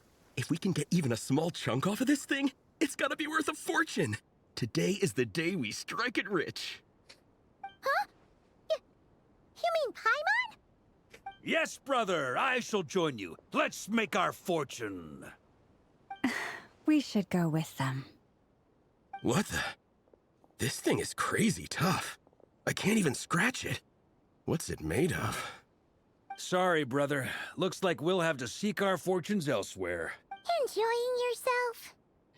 I was just seeing if I could influence this phantom's perception by playing. But nope, no dice. Useless. I'm sure we're all starting to build up an idea of what's going on here now that we've spoken to some of the people. These phantoms are reenacting real historical events in Nodcry. It's almost like we're in some kind of interactive stage play. We can talk to the actors, but the plot is fixed, and we can't influence it. It makes sense. History is set in stone. The objective facts of the past cannot be changed. Paimon totally thought you were just goofing around earlier. But actually, you were doing some serious investigating. Of course I was. Anyway, at this point, I think we're forced to conclude that although the Phantom spaceship is right there in front of us, we aren't going to learn much about it from these people.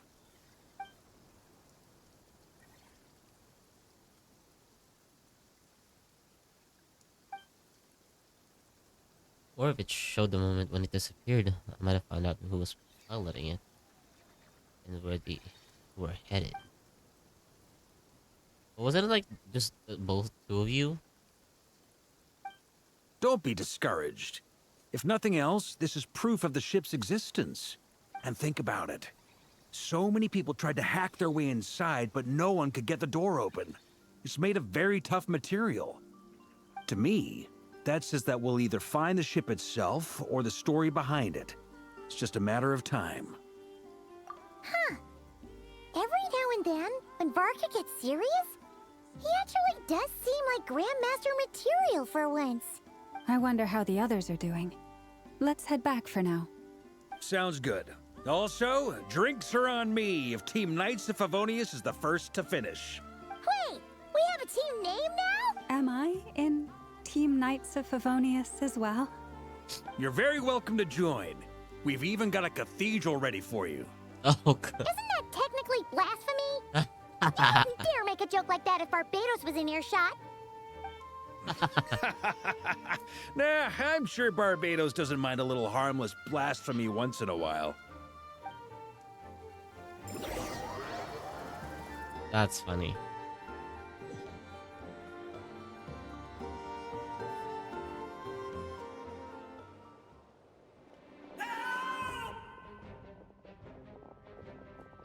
Oh, no! Get away! Oh.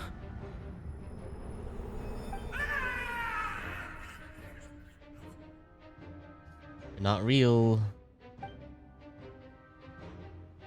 Sorry, I know Durin. it's hard to stomach, Mr. Durin. But as I'm sure you've noticed, there is nothing we can do to intervene in that which unfolds before us. But we have to at least try. And try you have. But are you aware of how many unsuccessful attempts you've made now? I wasn't keeping count. I'm afraid this is the 39th failure so far. Or the 5th if we're only counting this particular victim. There are no indications that these phantoms may be altered in any way. You seem to have calmed down a little. I'll make us a fire. You should rest and have some water. Feeling any better now, Mr. Durin? May I ask a few questions? Be my guest. What exactly are we witnessing here? What happened to those people?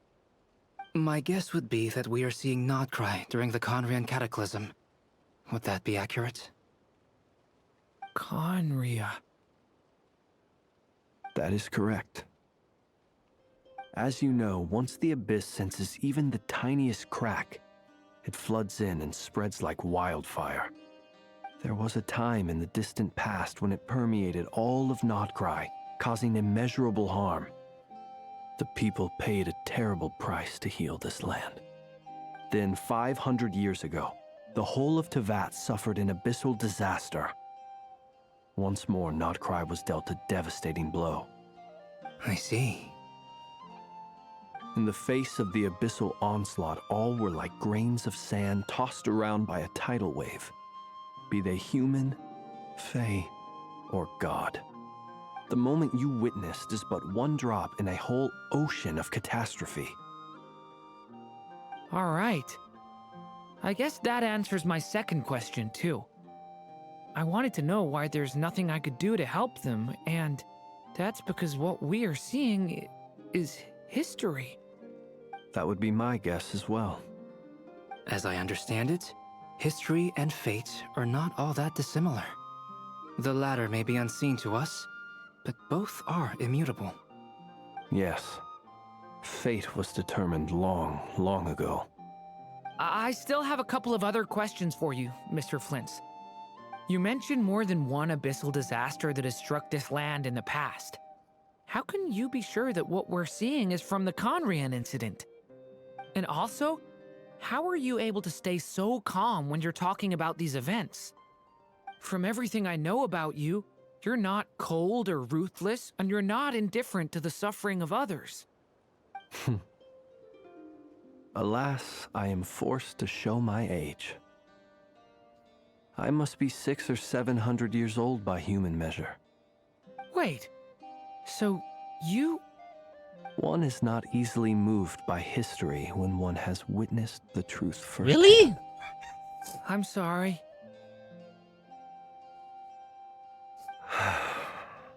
You needn't apologize. Your That's actually passion is a shocking. good thing to have. Treasure it, because someday you may find it in terribly short supply. Now, at the risk of offending you, I have a question in return. Your curiosity toward the Abyss, is it born from hatred or because you sense its call? I only ask because I kept a fragment of Rerir's body in my lantern for a short time. Specifically, his heart. So I know what a burden it can be to carry the Abyss with you. And I hear its power growling from somewhere within you. In my eyes, your mere existence is a miracle. My honest answer is... I don't know. I don't think I have the confidence to say for certain. What I will say is the Abyss is not the only issue that haunts me. Even before I became who I am today, the question dogged me constantly. Should I even exist at all? My doubts remain unresolved. But when we fought Rerir, something became a little clearer to me. Sometimes it is the darkness within us that allows us to achieve the impossible. I certainly got the sense from your 39 attempts that you were trying to achieve the impossible. It sounds like you've resolved to see the truth for yourself. Absolutely. In that sense, he and I are quite similar. Then I wish you every success. I look forward to the day of your transcension. Well, if everyone's caught their breath, I suppose we should head back. Oh, and one last thing. I'd appreciate if you kept our discussion about history a secret. Not even to me? You don't want to tell me? Or do we already know? I don't remember. Incredibly, our separate investigations led us all to the same conclusion. Hooray for consensus! Yeah, but we barely learned anything though. I totally thought this would be the mother lode. Talking with the ancients? I mean, come on! But nope, all we got was useless snippets of conversation. And all this stuff about moons and hyperopia. What a load of baloney. Seems like people back then had a few screws. Hyperborean? I understand your frustration. We found the same issue. Each phantom only I showed a need very to create brief so moment much of in these. time. There isn't much value to be found in these miscellaneous fragments of a civilization's history. Do I have like No clips? matter how glorious it may have been. I can hold these. If there's a silver lining, I'm it's only that just these phantoms read, are like, the harmless to the names. present reality. They shouldn't get in the way of the festivities. Paimon agrees. And not just I have because it's clips the in my first back thing pocket. she understood in this whole conversation. You look disappointed, Nefer. Is something the matter? What do you think?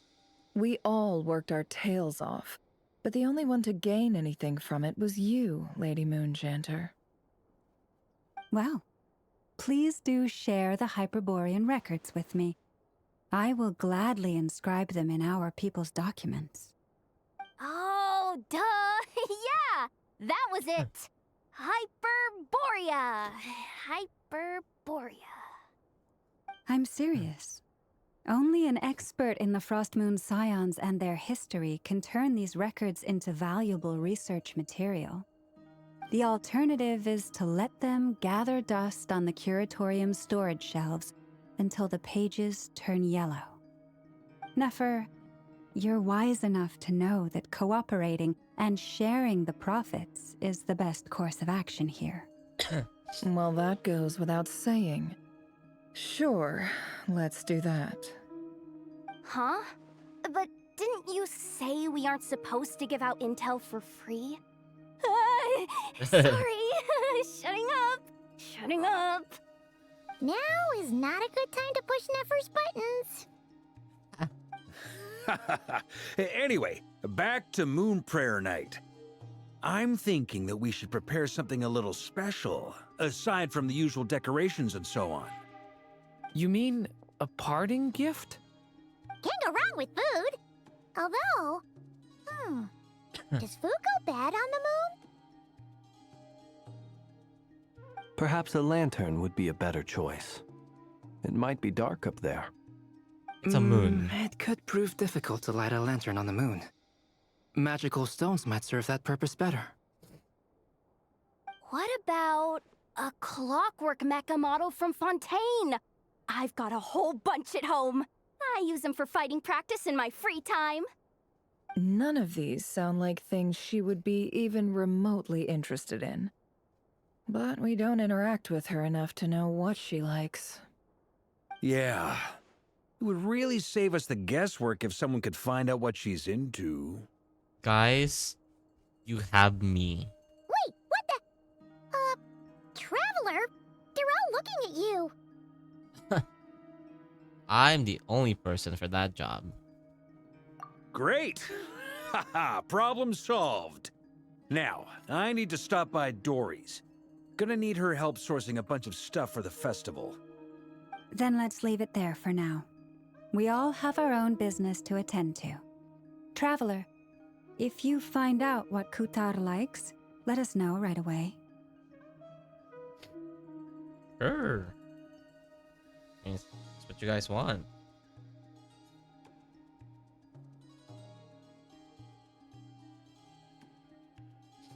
Am I doing this like the wrong way?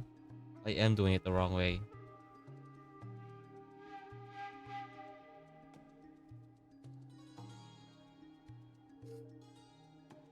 Hello, Ja. Hi.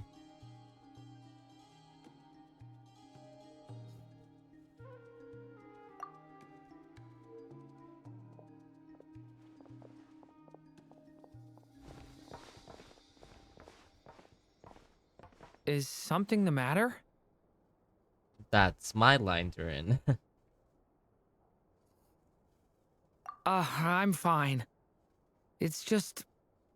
I'm still feeling a little rattled after witnessing the horrors of the Abyss. But it's okay. This is something I have to work through. I'll be alright. Thanks for your concern. Well, don't put too much pressure on yourself. If you ever feel like something's wrong, physically or mentally, we're here to talk. Come on. Stop treating me like a kid. You are one.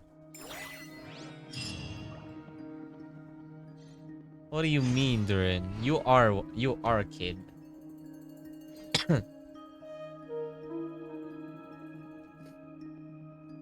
I multitask, guys.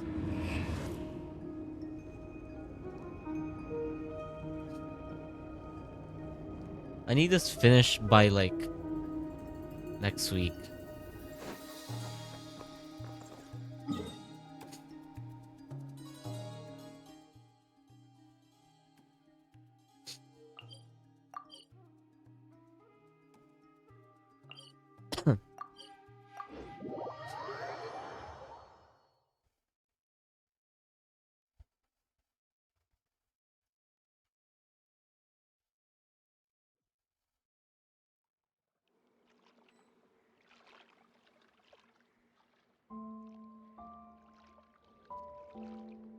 Hold on, guys. Hold on.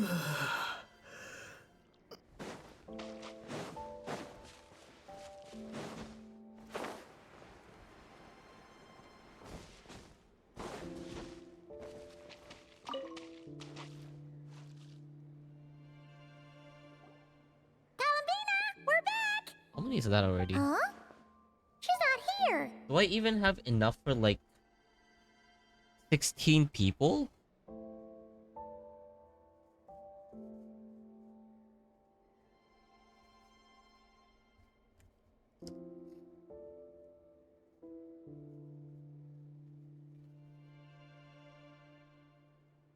Or do I have to like buy another one?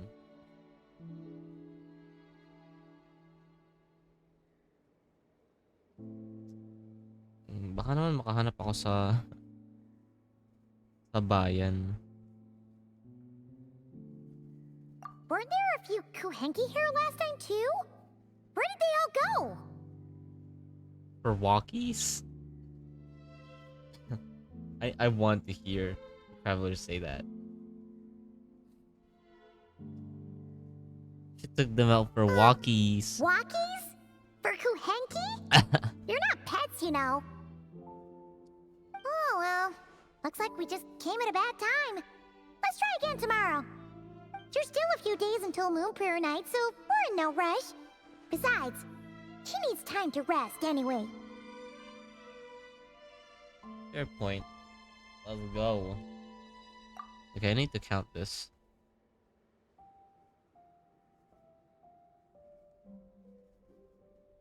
I'm not even near 10. Are you back yet? Oh, how strange. Looks like she still isn't here. Right? It's not like her to spend so much time outside. Especially since she's worried about attracting unwanted attention.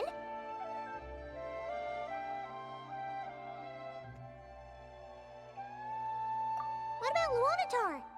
Luanatar, you there? Oh, Hey! Do you know where Kalambina went? nope. He does not know. Sorry, didn't understand. But if you know where she is, could you take us to her?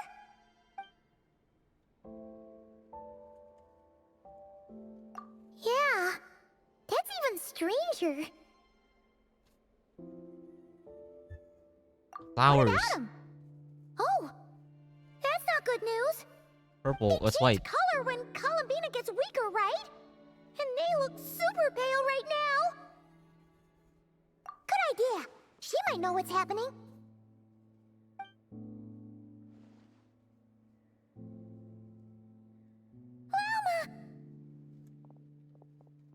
Ah, it's you. How is Kutar? Is she okay? No, she hasn't. I came here to check on her after I noticed the flowers had changed color. Based on past precedent, she must be very weak right now. Even getting up to walk would be a struggle. It seems unlikely that she wandered off outside. Not to mention that she doesn't do that at the best of times either. So yeah, this is super weird. No. Very few people are in the know about Kutar's whereabouts. And if anyone suspicious had visited, they'd have left some sort of evidence. Come on, let's go to Nasha Town. If anyone has seen her, someone there will know about it. It's Notcry's information hub after all. Makes sense. Let's go!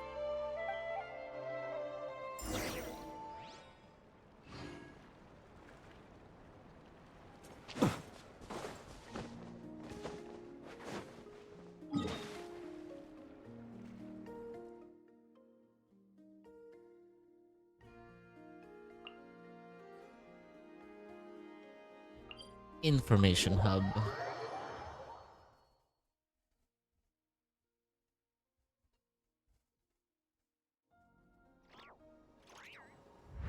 Hold on. Hold on.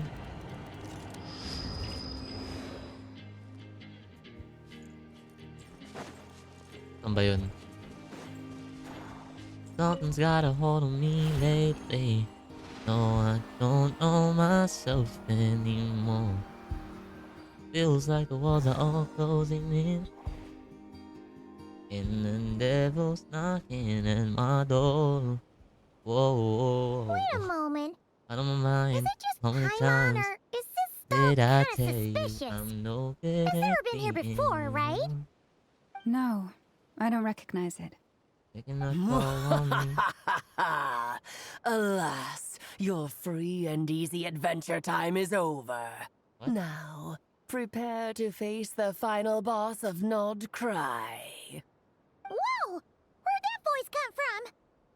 Not sure, but it's definitely hostile. No, no, no, not that way. The final boss is right here. The sniffer mole? That's the final boss? Surely not. Barbie? Also, Is it Barb?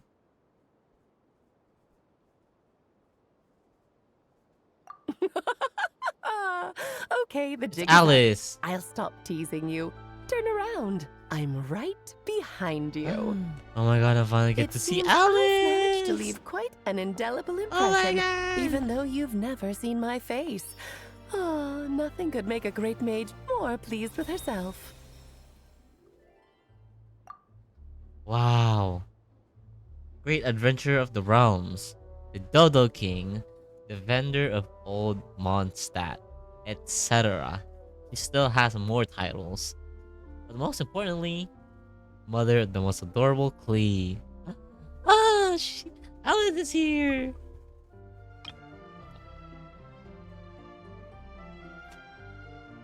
Ah, she looks so gorgeous. I like that she's pretty much like she did this. And it was like on perfectly in this thing on her name. As if like she knows she's holding up. See? That is, oh my god, her movement is so Elysia coded. What is going on?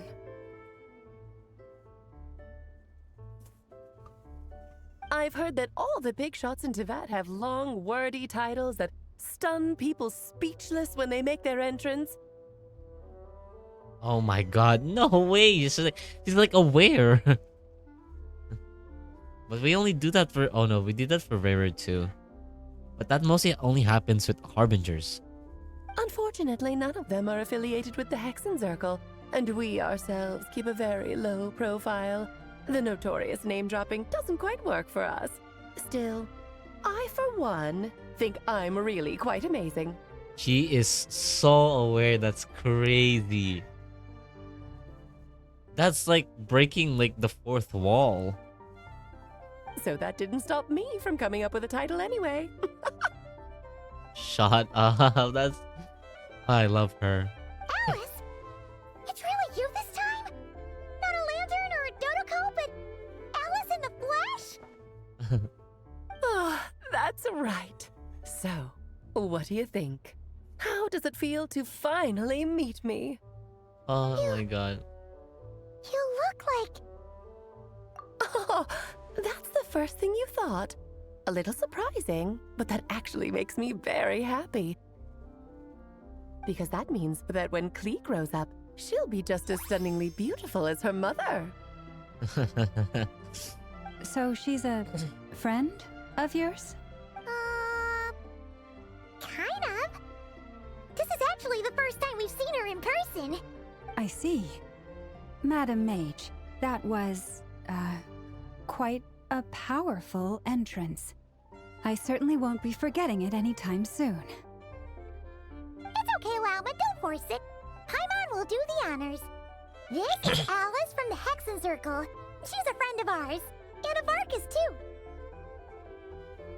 That's right. She's a good person, just kinda unpredictable. Well, what is the human heart if not unpredictable? Hmm? If we could not do as we please, how would we differ from machines? I am Lauma, Moon Chanter of the Frost Moon Scions. It is a pleasure to meet you. Oh, I know. Before you got here, I spent a good, 15 minutes getting up to speed on Nodcry's present situation. In other words, I've read the whole in the last episode part, so we can skip the pleasantries. Fair enough. Well, Miss Alice, I can already tell that you have quite a unique personality. He'll get used to it. Paimon sure is. So anyway, what are you doing in Nodcry, Alice? Oh, I thought I told you already. This time, I'm the final boss. No, you're not. And what a formidable foe I shall be. Powerful, confident, decisive, and good luck finding my weak spot. You will never succeed. I'm going to send a formal request for Jean's. Do you put you in solitary? Oh, drat. My one weakness, and you found it in an instant. Fate has been dealt a devastating blow. That's crazy. Thus falls the great Dodo King. Why are you playing along with this nonsense? For funsies, of course. What's wrong, Paimon? Are you disappointed in me? Am I a gigantic letdown? No, it's just... You seem like a busy lady. And this is the one time you've shown up in person.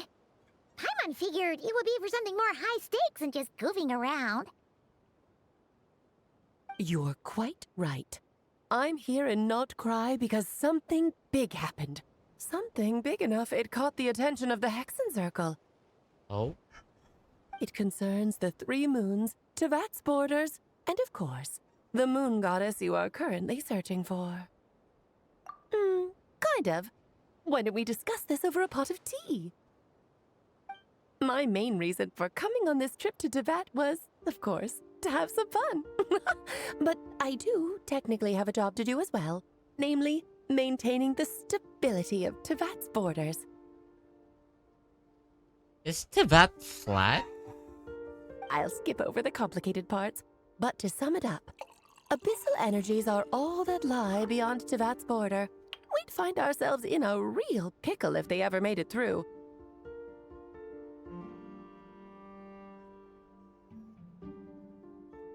And the phantoms you've been seeing are a sign that the border has been disturbed.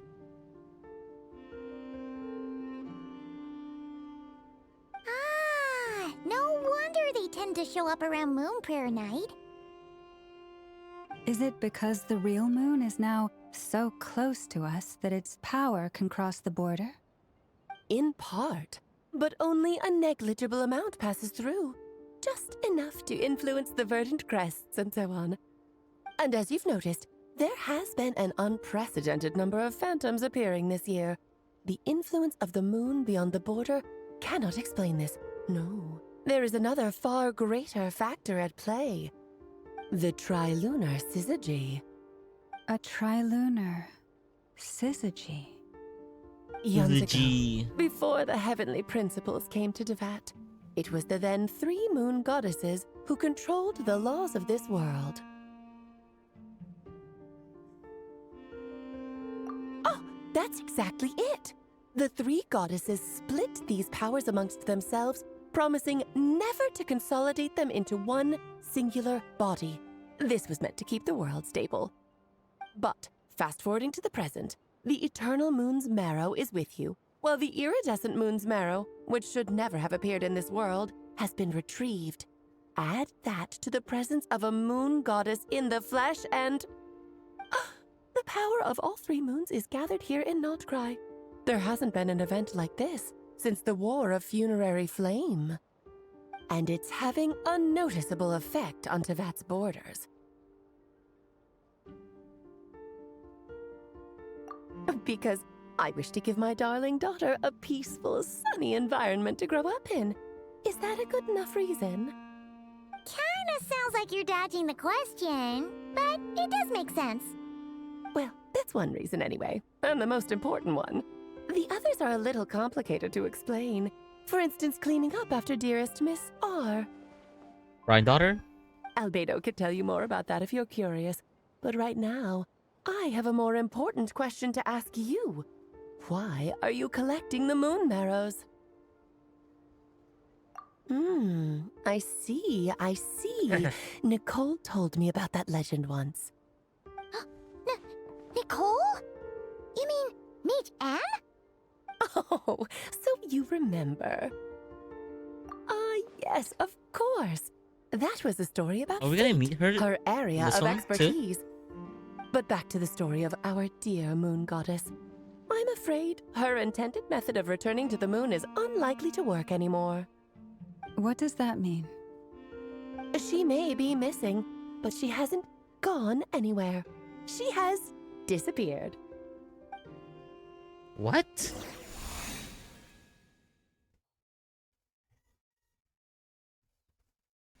Oh.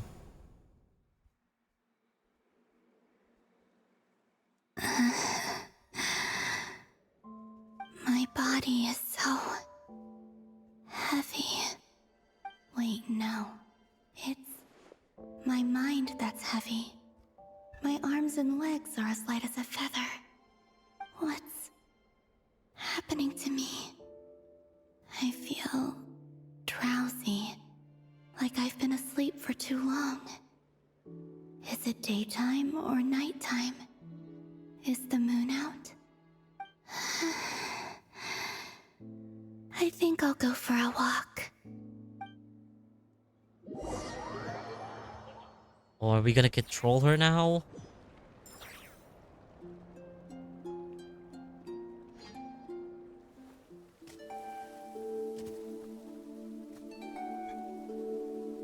Are you out for a walk too? Huh?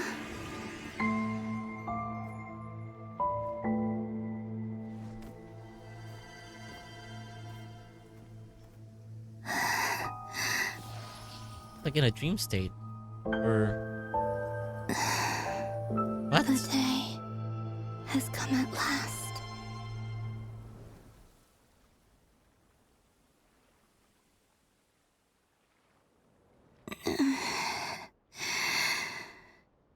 Have I grown so weak that I can't even sustain my physical form? But Moonprayer Night is nearly here. I was so close to returning home. Death is near. Is this how it ends for me? Will I return to the moon after I disappear? Or... I don't want it to end like this. So far, at least, I still exist. Even if not physically, I can still feel. But as my power wanes, I'm sure that too will fade. I suppose I might take one final look at this world. The world where I was born.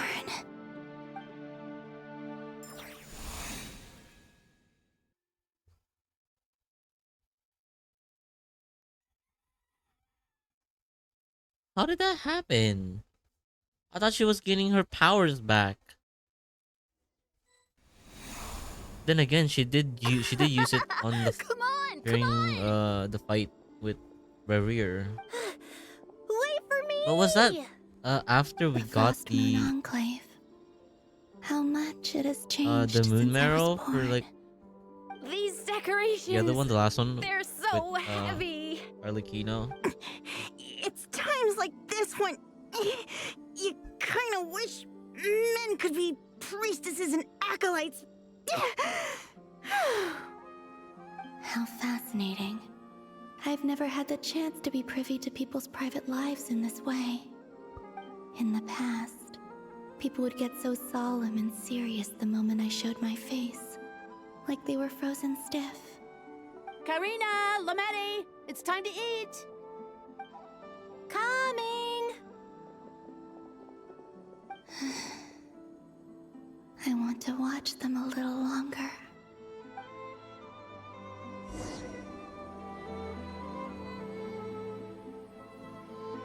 Yep.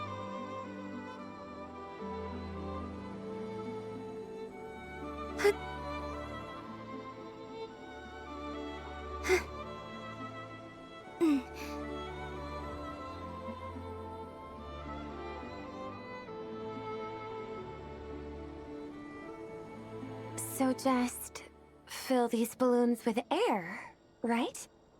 Yep. Try a couple now to test things out. The rest can wait till Moon Prayer night. Think fast. Rita! Teasing an acolyte of the Frost Moon Scions? Surely that's a punishable offense. Take this!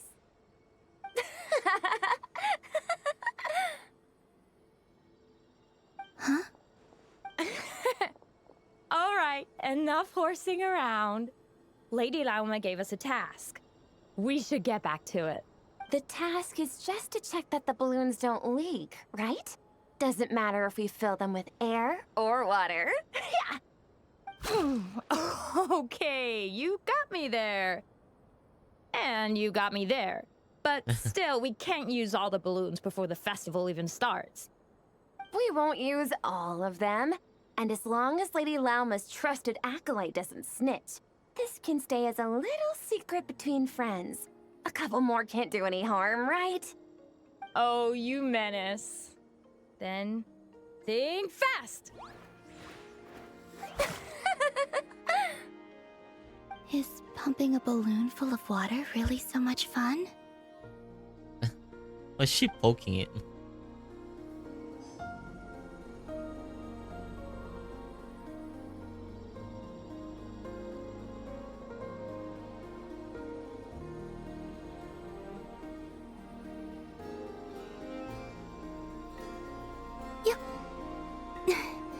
The fact that she has like a different jump after sprinting.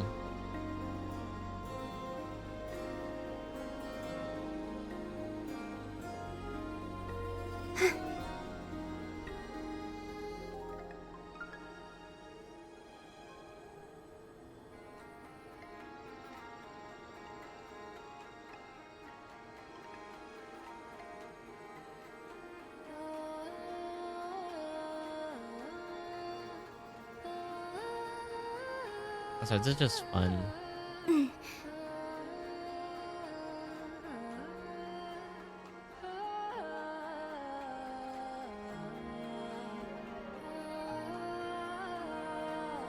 I'm sure you're both tired from playing all day. Come on, eat up. A plain, humble meal. That has always been the way of the Frost Moon Scions. Huh? How come Lametti got a midsummer berry dessert? Oh, I always get Lockaberry. I don't mind sharing. You can have a bite of mine if I get to have a bite of yours. Hmm? They're sharing food? I've never shared food with anyone before. Even at the Harbinger tea parties, everyone just ate off their own plate. And when I couldn't finish my food offerings from the Frost Moon Scions, they'd leave the leftovers out under the moonlight for the animals to claim. Hey! That was 2 bites! Oh, then you can have another bite of mine. Oh, you too. Oh, don't fret now. Here, have some of Granny's too. So this is what it means to be family.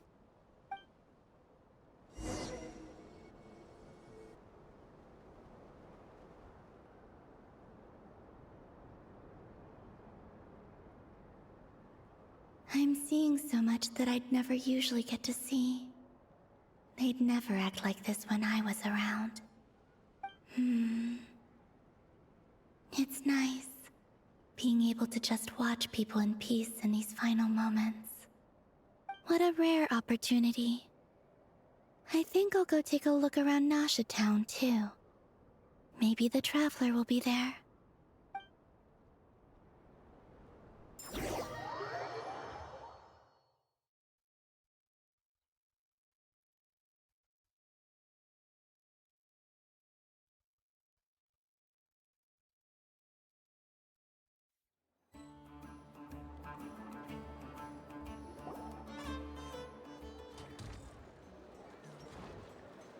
After the War of Funerary Flame, the Moon Goddesses were no longer recognized by Teyvat.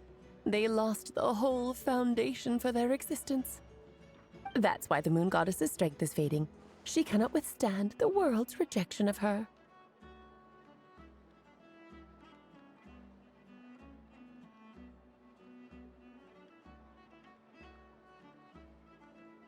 To be more pedantic about it, the Moon Goddesses did something to offend the Heavenly Principles, and that's why they were ousted.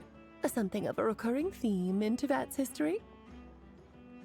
Theoretically, speaking so candidly should put me in their crosshairs too, but they can't tell me what to do. I'll say whatever I want.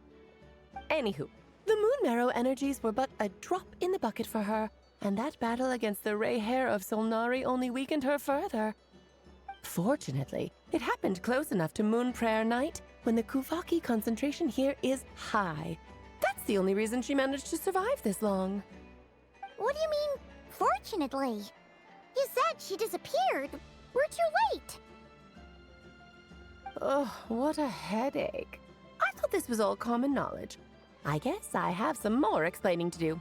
Okay, buckle up. It's time for another lecture.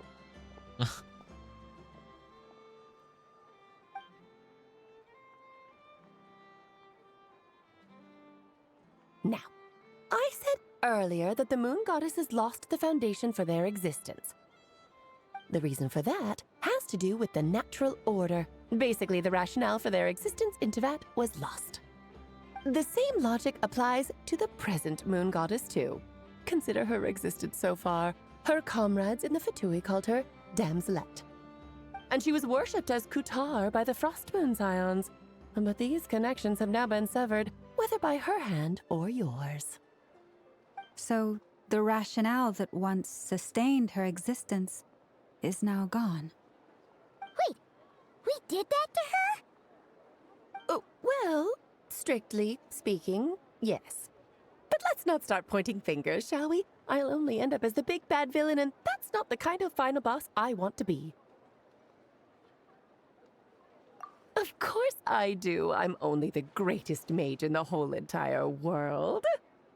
Now, if you wish to find your Moon Goddess, there are 2 problems we need to solve. Firstly, we'll need to strengthen the connection between her and Teyvat, at least enough to sustain her until Moon Prayer Night. Strengthen her connection? But does that mean I'll have to rally all the Frost Moon faithful behind this? I'm afraid a bygone faith and a former home won't be of any help to her now. Do you know her name? Her name? Ooh. Oh, yes. Names are very important Oh my things. god. A name is a fundamental concept that She doesn't anchors even one's know and entire never existence. told us. Ugh. How would we know? Then your first job is to find it. As a moon goddess, I'm sure she must have a name she identifies with. Neither Columbina nor Kutar is her true name, and she's never really accepted either of them. So, finding out her real name is enough to sustain her existence? Yes, I know it sounds like a small step, but every journey begins that way. So for now, that's all we need to focus on. The second problem is with her plan to use the moon marrows to return to the moon. Unfortunately, piercing through the false sky will take an enormous amount of power. Given her current condition, she won't be able to provide anywhere near enough power, even if she recovers her physical form. But no need to fret. Nicole's the expert in this field, and I'm sure Yeah, we're she'll further figure something out. Done 2 hours. Mage N is going to help us out too? That means we've got 2 Hexencircle mages on the case. This is turning into a pretty big deal. Actually, this is more of a side quest for me. Like you said, I'm a busy lady, so I can't stay for too long. I'll have to return to Tevet's border soon. That's the upside you get for looking out for my little Klee. Hopefully that will incentivize you to carry on keeping her company in the future. Anyway, jokes aside, you'd better get moving. It will take quite a miracle for the moon goddess's consciousness to hold out till moon prayer night. Oh, I suppose I might as well tell you where Nicole is before I leave. Off you go now. Time to meet your new friend. Oh, yes, and a little suggestion. Don't forget to mind your heads. Mind your head. What? Oh, I Nicole. wonder how Durin's doing. I should really go see him before I head back. You really are super busy. It's gonna be Nicole. I most certainly am. There's so many children I have to keep tabs on just in Mondstadt. Durin, Albedo, Venti, Varka. Even Venti? There's some unexpected names in there. Klee didn't make the list, huh? Of course not. Klee is my pride and Pride and joy. joy. I have no qualms about her, because she's the best child in the whole wide world. Klee's a little angel. I'm glad you agree. Well, all the best. See you when I see you. Bye, Alice. She left in a hurry. Yeah, she didn't pack up her stall. Should we handle it for her?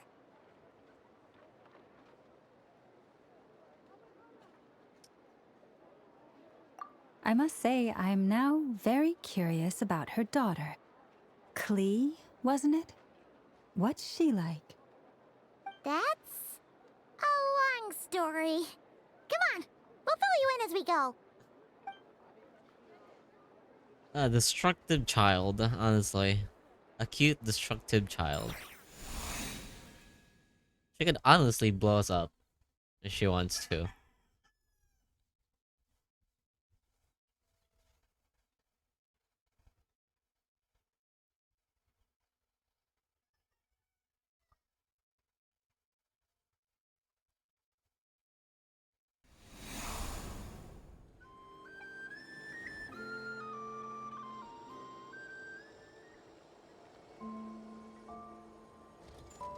What a lively place.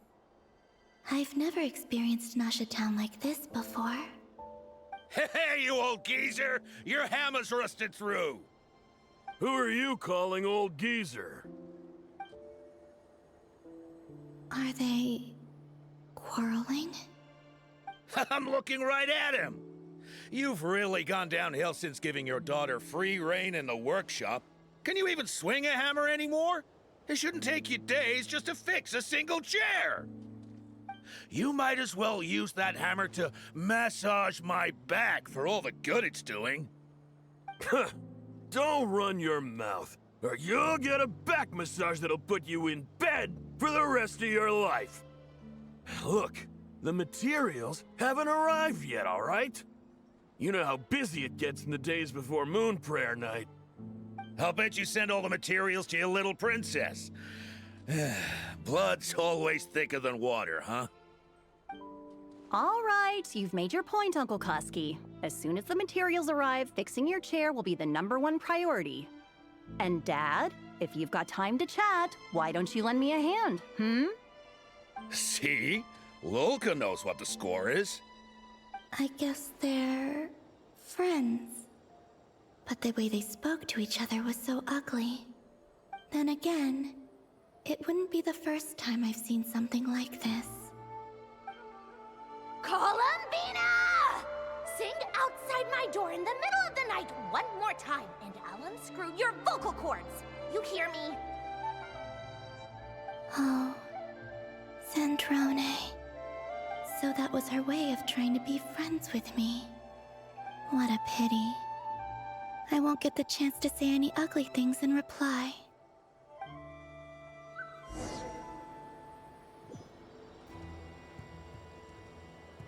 Ugly things. As if like she can do that.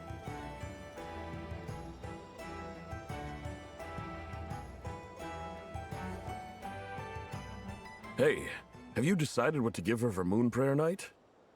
I sure have. She's gonna get the surprise of her life when she's least expecting it. Then I'll whip out the ring and pop the question. The surprise of her life. What a fun turn of phrase. Cool, I get the picture. You can spare me the gushy details. Ooh, looks like we have a customer. Hello there, ma'am. Would you like some Moon Prayer Night candy? Huh? Is he talking to me? Can he see me? Here you go. Oh. Oh.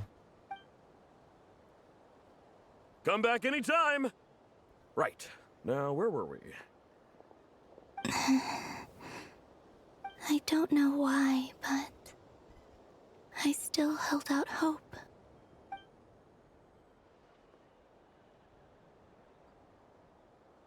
The most important thing right now is to find that mage. This name thing seems super important too, but where do we even start looking? I'd better go pay the Fatui a visit.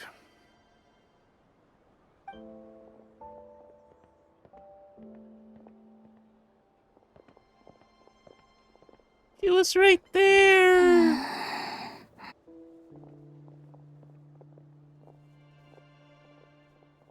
What the fuck?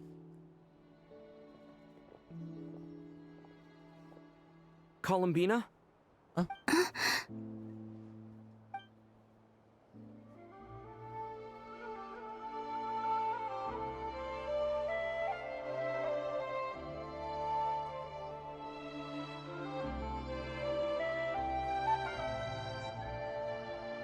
Traveler? Let's go! This is no time to be spacing out!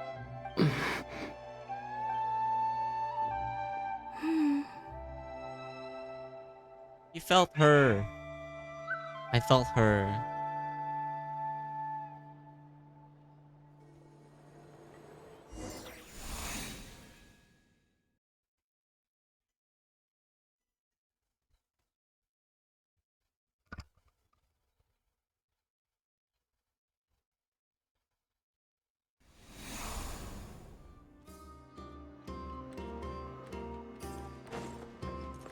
Time to look for Nicole. We're getting to see Nicole.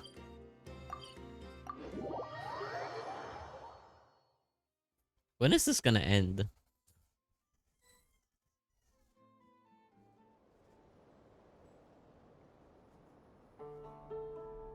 Kinda want a break. Where are they going? They mentioned a mage and a name? So, Mr. Varka, are you acquainted with this Nicole? Or should I call her Mage N?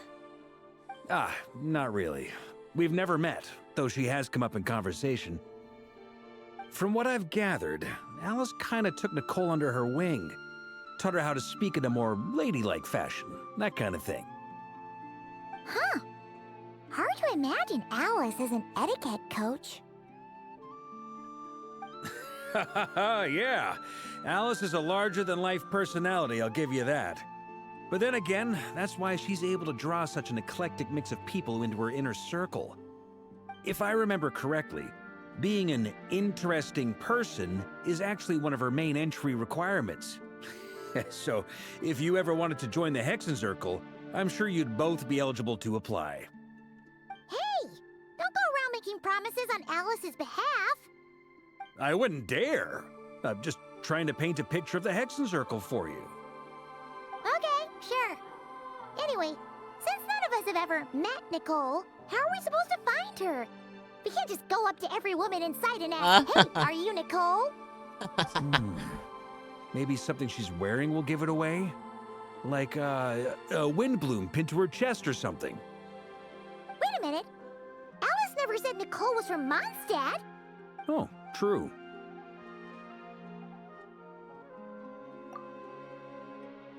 That would be this young lady, then?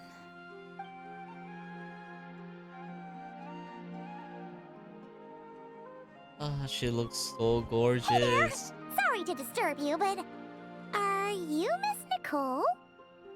Varka, Knight of Boreas of the Knights of Favonius. Alice might have mentioned me before.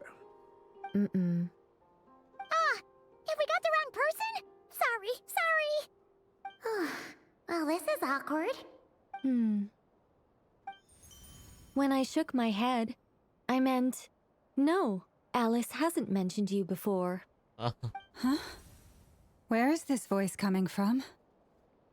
Why did My she do that? apologies. For certain reasons, I am unable to speak. This is the only way I can communicate with you. That's crazy.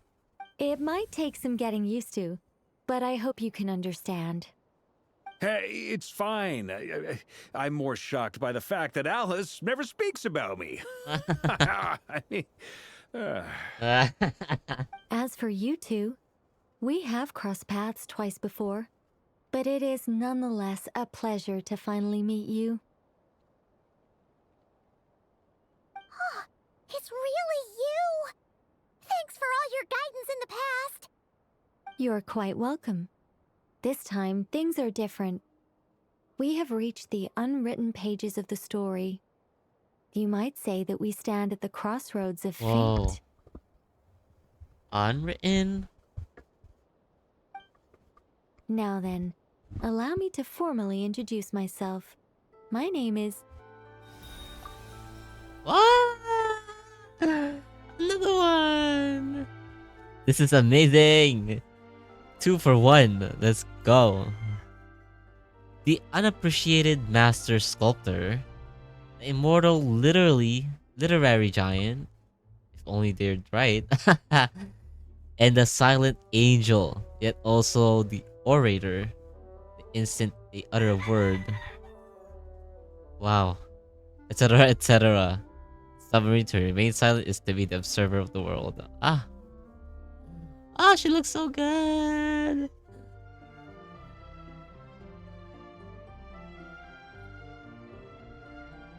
Wow.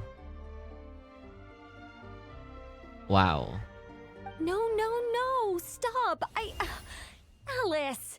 I can't believe it! That's actually, oh my god, yeah, oh shoot. That's that's funny. So's right. She's literally holding, she was holding when she was doing this. It's like, it's not even like on our screen, it's like literally in their world.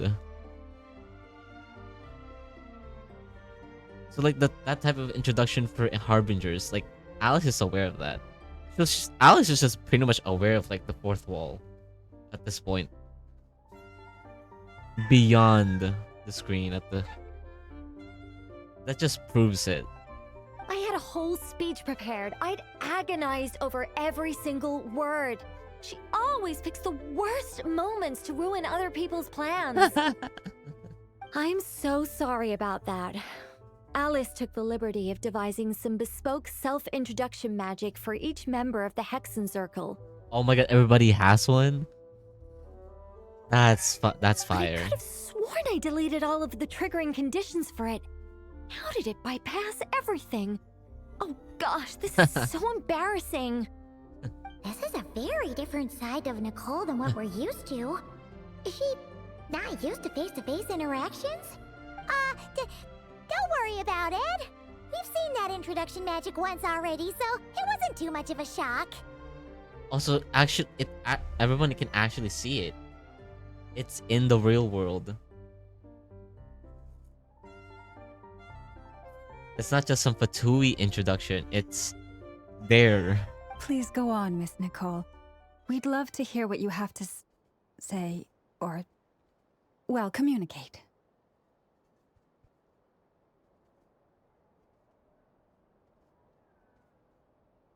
Huh? Are they talking to this lady? But... Will you all promise to forget that horrendously embarrassing introduction? Sorry? Embarrassing? When? Among the words that hopped out just now, I saw Angel. Yes. My name is Nicole, and I am one of a very few angels who have retained both their preferred form and their power. The Traveler and Paimon should be no strangers to this concept. There is another of our kind in Natlan. They call her the Lord of the Night. Lord of the Night. Right! Paimon remembers her. She's... Oh my god, really?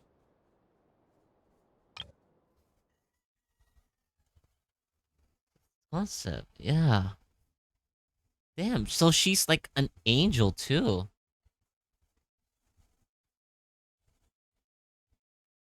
Wow. But that was like never discussed, right? We just knew her as like the Lord of the Night.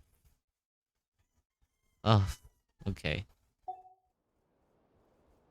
Yes. Wait, so she has like a Well, physical I form? have retained more of my power than she. It's because I don't have a long-term duty to fulfill. To be more specific, Specific? no. We'll be here all day if I get into the specifics. Moving on. If I'm not mistaken, you are here because you wish to learn how one might reach the moon beyond the sky. That's right. Is that something you can give us any guidance on? Yes, I do know a way.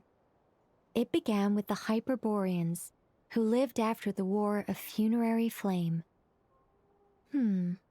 Blank looks. Maybe I should start with the background of the war. Or maybe not. It shouldn't be an issue. I'll fill in the gaps for you when we have more time. Anyway, after that war ended, the three moons retreated to beyond the false sky. The Hyperboreans were humans I once aided. They accepted the civilization and creations bestowed upon them by the angels. But despite accepting many blessings of the angels, many among them still held on to their faith in the moons. They were reluctant to accept the new order. Even after the War of Funerary Flame, they sought to contact the moon goddesses beyond the sky and receive their guidance. But all three had passed away by that point.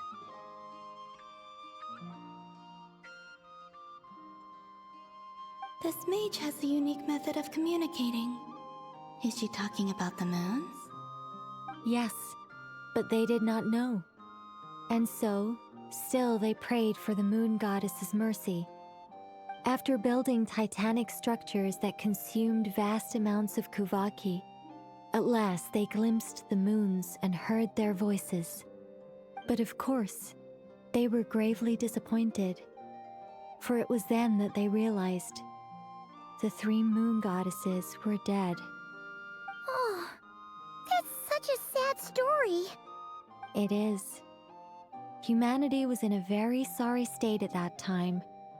The angels who had once aided them were gone, and the war of funerary flames had left them homeless and destitute. Just a second, I gotta ask. How relevant is all this history to the task at hand?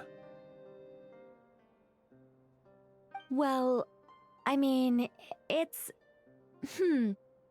Okay, it seems we've drifted into irrelevant narrative waters. It's been a while since I've had the chance to speak inside someone's head. As soon as I got started, I lost control and the words just flowed out like a waterfall. What I'm trying to say is... Right, yes, that's it. The relevant part is the ritual created by the Hyperboreans. The fact that they bypassed the false sky and saw the true moons implies that they successfully built a connection between Teyvat and the outside world. Which means, with enough Kuvaki and a sufficiently stable connection, it should be feasible to send one person over the border. Okay, so they built some kind of portal? Oh, yes. A portal. Yes. Is something wrong? You sound disappointed. I just didn't expect you to summarize it so well. It turns out I could have said all that in one word, if only I'd managed to think of it. No, please, it's fine. This is invaluable knowledge. I'll be sure to record and preserve everything in writing. Oh, really? Well, in that case, I suppose I could backtrack and add some more detail. I did gloss over a few things so far. Whoa, whoa, whoa, time out. Let's summarize what we've got first. The Hyperboreans were the last ones to use this method, right? So we somehow need to find whatever structure they built and make sure there's enough Kuvaki to power it up. Luckily, we have the moon marrow of both the eternal and iridescent moons, so we're all good for Kuvaki. Which means the key issue we need to focus on is finding the place. Am I right so far? Yes. Although I expect the structure is long gone by now. That said, what if we could take advantage of the phantoms to travel back to a time when it still existed? Well, travel back isn't quite accurate. It's more like we'd be creating a handshake between 2 points in space-time. We wouldn't even have to pick a time when it still existed. It could just be a time when it still appeared in phantom form via projection, or we could project our own phantoms, fold them together, and... You look lost. Was that too hard to follow? Yeah, things got a little, technical there. Paimon's brain is reaching capacity. Alright. Let me think about how to put this more simply. Okay, got it. Over the next few days, I'll search for phantoms that we can use. Once I find one that meets the criteria, I'll let you know and we'll regroup. By completing certain rituals, specific Columbina's individuals just will be able roaming to enter around. the That's phantom and make it to the it's Hyperborean funny. structure. If everything checks out and it looks feasible, we'll just need to wait for Moon Prayer Night, and we can send the Moon Goddess back home. I'm really skimping on the detail here. Is this making any sense at all? I think so. For now, we'll just wait to hear from you. Yes. Basically, yes. Great. Counting on you. In the meantime, we'll focus on finding the Moon Goddess's name. My name? Are they looking for a way to stop me from disappearing? Excuse me, Miss... Go on, Miss Nicole. This conversation was a little all over the place. I didn't catch your name. I am Lauma, of the Frost Moon Scions. Ah, I did wonder. I noticed that you listened very intently when I spoke about Hyperborea and the moon's history. If you'd be interested, I'd love to visit you this evening and go through it again in greater detail. Also, if you were serious about making a record, it would be too risky to simply write down the raw details as is. I would suggest some tweaks. Maybe rewrite the stories as fairy tales or fables, perhaps even prayers. Anyway, we can cross that bridge when we come to it. So, see you later then? Oh, and no need to prepare anything. Just a cup of tea will do. See ya! She seems friendly. It's Their just... models are so good, dude. It's so nice to find someone who's actually willing to listen. I've been dying for a chance to finally go through all this systematically from start to finish. Any longer and I'd probably start forgetting it. Now Paimon gets why Alice told us to mind our heads. What did I tell you? A lot of quirky people in Alice's orbit. Now then, the next order of business is, where do we start looking for the moon goddess's name? Maybe the rest of what Nicole has to say might give us some clues. Once I've heard her out, I'll summarize the salient points and share them with you all. I'm also inclined to review our other documents. Yes, our faith was first established by our Hyperborean ancestors, but many of the more factually accurate records are from after Kutar's birth.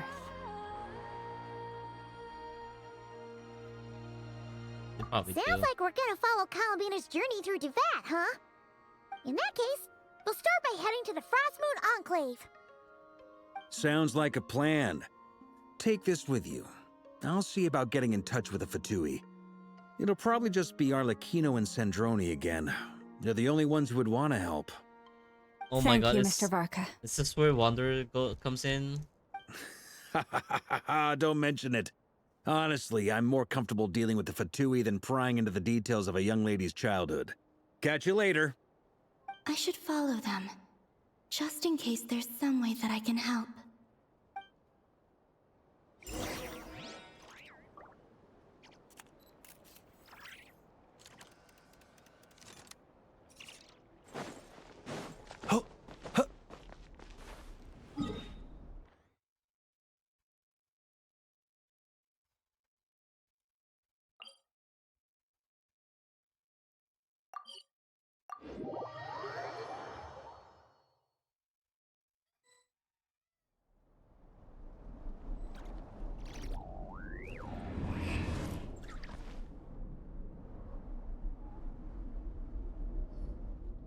A while ago, I took the time to organize all documents in our possession that pertain to Kutar. What you see here is the material I consider reliable. You're saying there's unreliable material too? Yes. Most of the information we have was transmitted through an oral tradition. Inevitably, some of her stories were mythologized and deified over the years through countless retellings. That's why I organized them into reliable and unreliable. There's no sense seeking answers in history unless we can ensure the veracity of the historical record. Makes sense. All right, let's take a look through.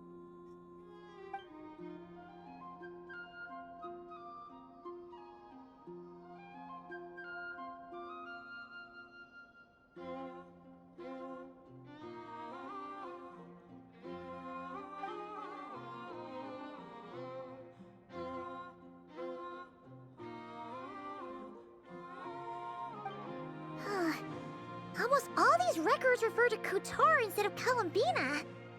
Although neither of those is her real name. Paimon's not sure what point she's trying to make. What we can gather from these records is that the Frostmoon Scions worshipped her as a god, placing impossible expectations upon her. I cannot fault them for their earnest faith, but for all their devotion, worshipping her day in, day out changed nothing. I imagine that none of it resonated with Columbina. It wouldn't surprise me if, even back then, she had already begun to reject the name Kutar and everything it represented. Lama speaks the truth. When I heard them call upon Kutar with hope and expectation in their voices, they may as well have been calling upon somebody else.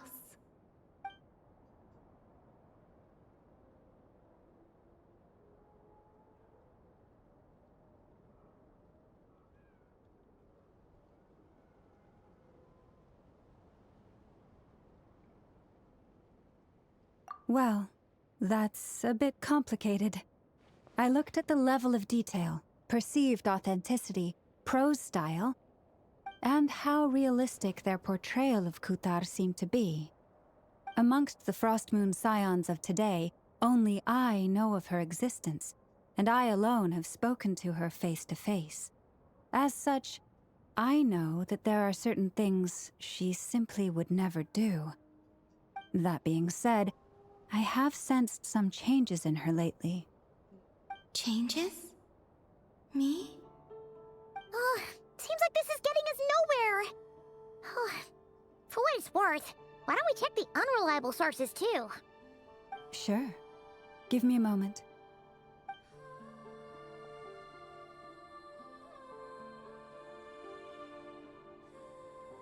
Exerting but a fraction of her divine might, Kutar sheared a great mass from the snow-capped mountain and cast it into the sea, upon whose surface shone the mirror image of the moon. Will we Thus ever find was her real formed name? the island of Hisi. Yeah, right. That doesn't even begin to pass the sniff test. The 3 moons are naught but lies through and through. Only one moon has ever shone for us, and Kutar is her name.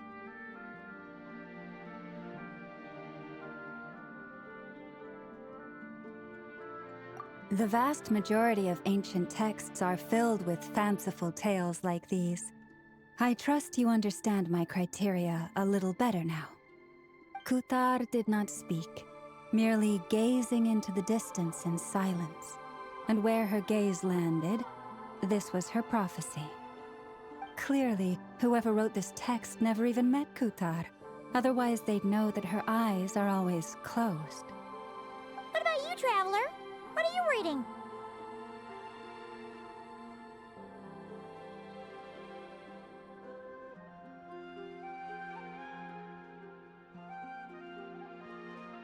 Come on, let Paimon see. The child wished to build a wooden nest with which to shield a fledgling bird from the cold. But being so young and lacking in strength, the child could not snap the branches from the trees. Kutar was passing by. Upon seeing the child, she summoned forth the Kuhenki, who built a beautiful nest for the child. I remember that. Not knowing the meaning of Kutar's divine intervention, the child dared not to respond, and thus ran home to call their parents. But Kutar was gone. The Moonchanter declared the event a miracle and took the nest as a relic, placing it on high for all to see. The child was named as one favored by the goddess, and was greatly respected amongst the people. Yet, no further miracles were bestowed, and this matter was forgotten in but a few years. Huh. Any thoughts after reading that? Yeah. Columbina probably just wanted to join the kid in making nests. Ah. I'd originally considered this a fabrication, because Kutar did not perform any similar actions in subsequent records. But now that I think about it, it does seem like something Columbina would do. It's just that... She didn't know how other people would interpret her actions. She was probably worried about making things difficult for people. And so, she gradually stopped joining in. Yes. Oh...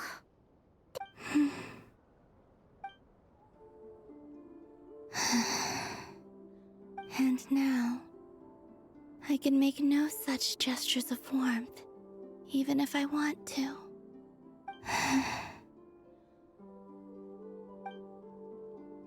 Still no name.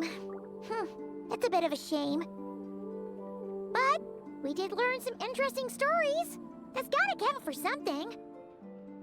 Barca said he was gonna set up a meeting with Arlecchino and Sandrone, right? Let's go back to Nasha Town and see how he's doing. He who wishes to peer into the abyss needs simply to wander through Nodcry on a misty night. The march of the wild hunt will be sure to drag him into the Amoy ko darkness. na ang pagkain sa labas. I can smell the food outside. They haven't like added like achievements for both.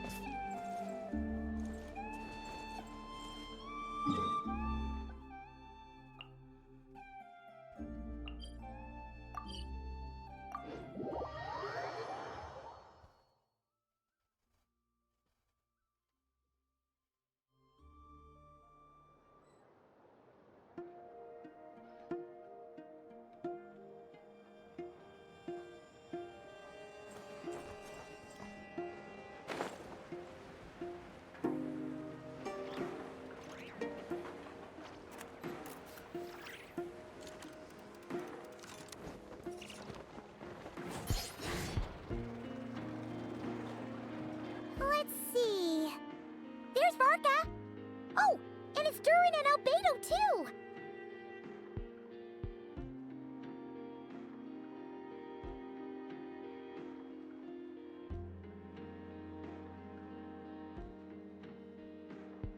Yeah, this is pretty much the same place we bumped into each other last time. I convinced them to stick around a little longer. We were all waiting on people, so I figured having a little company would help pass the time. Ah, so you've been waiting for us? Does this mean that you've already arranged things with the Fatui? Sure does. Now you're back, we can go meet up with them together. How'd your investigation at the Frost Moon Enclave go? Well, we didn't find out Columbina's true name. But apart from that, it went pretty well. Aha, just as well that I didn't tag along then. I'm sure our moon goddess wouldn't want every man and his dog knowing all about her private life. Still, desperate times, desperate measures, I guess. Someone had to do it. So, Varka was waiting on us, but what about you two? Are you waiting for Alice? Oh no, we already met with her. We discussed that experiment I mentioned to you last time. Oh, and she also handed me this communication device. Go. That's right. I understand she informed you about the relationship between the Phantom phenomena and Tevat's borders, yes? She wants me to help her with some more experiments on that. She said that she'll contact me through this device with more information. Ah, I see. Following instructions and making observations. Pretty common research method. Takes me right back to Albedo's lab. Wait, then who exactly are you meeting? Someone you know. Albedo's met him too.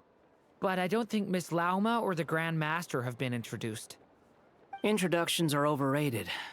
Especially in cases like Wanderer! It's you! I forgot I So, named him Akira. It's not like the academia has prohibitions against going abroad. Also, I applied for leave. I've been writing to Hat Guy since obtaining a human form. Oh my god, not Hat Guy. I've already brought him up to speed on everything that's been going on in Nodcry. Hat guy? Turns out, I actually have heard that name before. Oh? Then why did you react the same way I did? I only knew the name, not the fella. But since we're all here, let's do some introductions for what it's worth. I'm Varka, Grand Master of the Knights of Favonius. Lauma, Moon Chanter of the Frost Moon Scions. And I'm a Driosh from the Vahumana Darshan of the Sumero Academia. Hat Guy. Good to see you again, Mr. Guy. I believe we last saw each other on the boat ride here.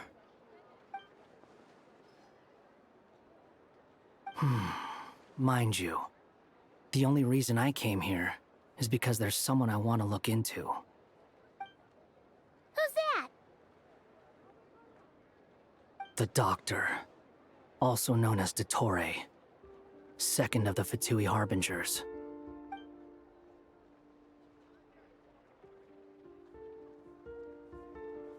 From the tone of your voice, it sounds like there's bad blood between you.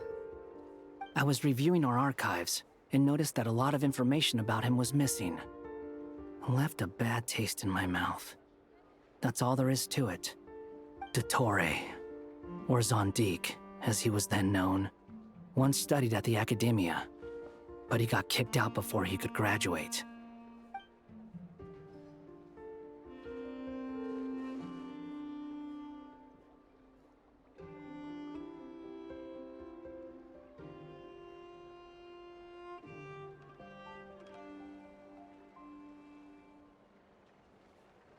Isn't he? Is he a scholar too?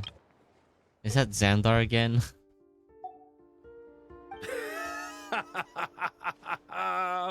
So the Harbinger's #2 man is a college dropout?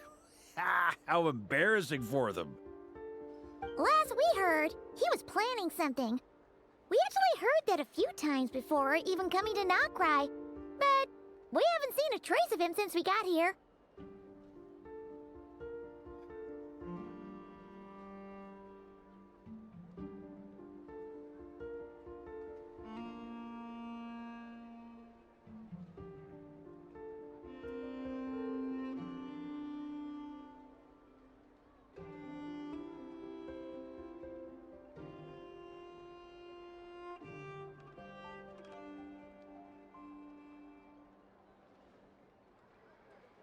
He only appears when something interests him.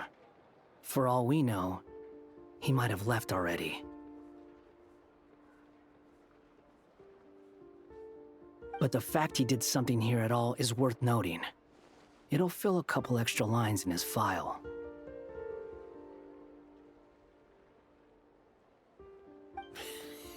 Why does it sound less like a file you're writing and more like a criminal record? Anyway, we were just about to meet 2 of the other Harbingers. Want to come along? You might learn a thing or two about him there. Sure. Even though they're Harbingers, well, they're old acquaintances of ours, so, you know, when you talk to them, try to be...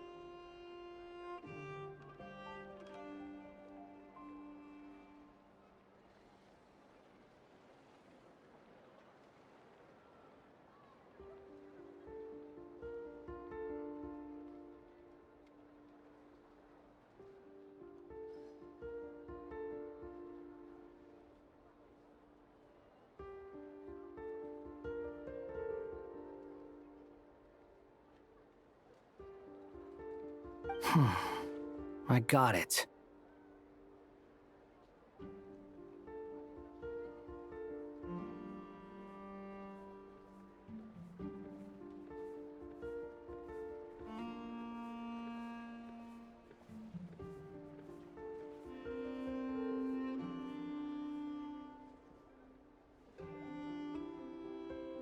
The Frostmoon Scion's relations with the Fatui remain tense.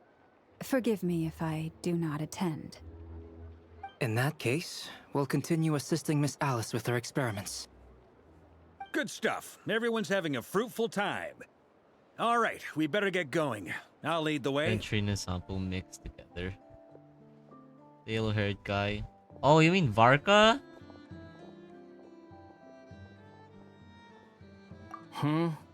Honestly, true.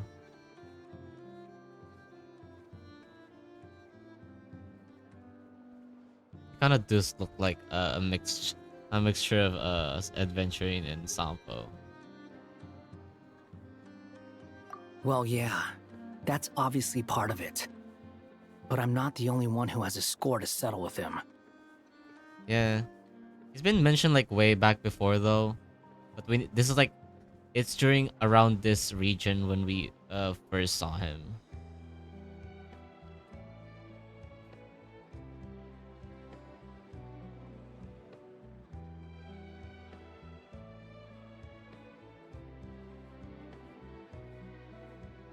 Neither you, nor Lesser Lord Kusanali, nor I want to see him meddling with things again. Very true. Fuck him. Fuck the doctor, dude. What's the hurry? Don't worry. Pigeons always know which way home is.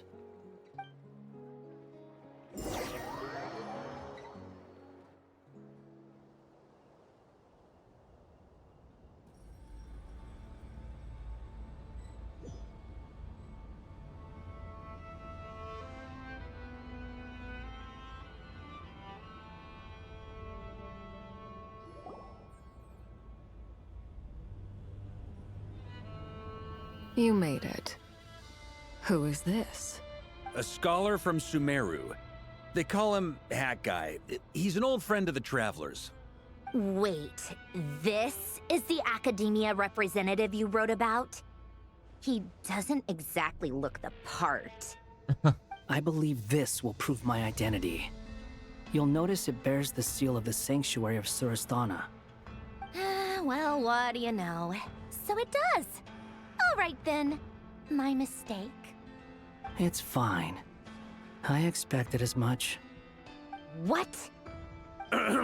So as I mentioned in my letter, the Academia's got its eyes on Let's have Dottore. memories of them still. But this matter remains top secret. Apart from those assisting in the investigation, the fewer people who know, the better. If anyone asks, I'm here in Nodcry to pursue my personal academic interests. Gotta say, Varka, you did pretty well to keep all this under wraps for so long. Sounds like you got in touch with the academia about this way back. you flatter me.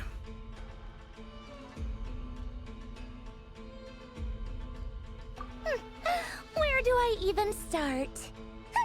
Remember that time we fought Rerir at Star Sand Shoal? He sure let me have it then, didn't he? I'll bet Dottore had that all sketched out, with me as his convenient little pawn.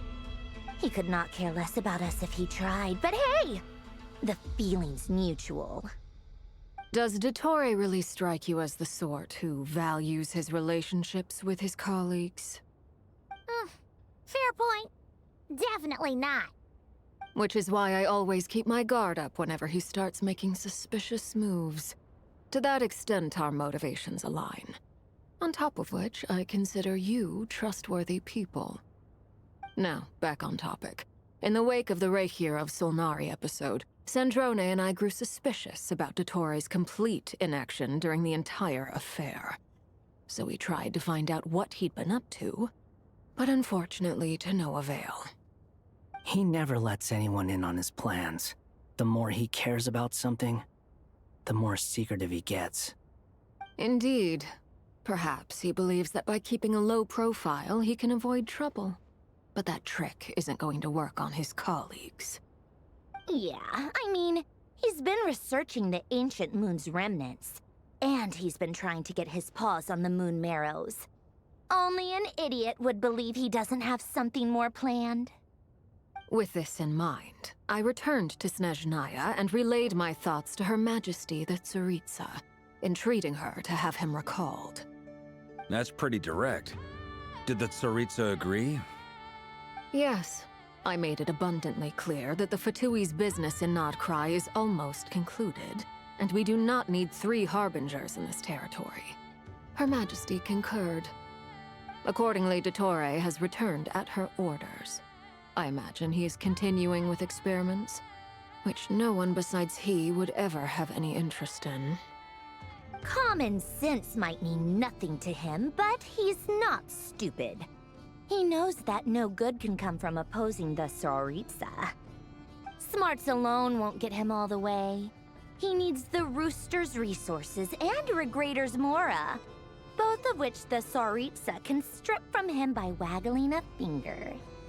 But doesn't he have a track record of publicly following orders while going against them in private? He probably has it down to a fine art by now.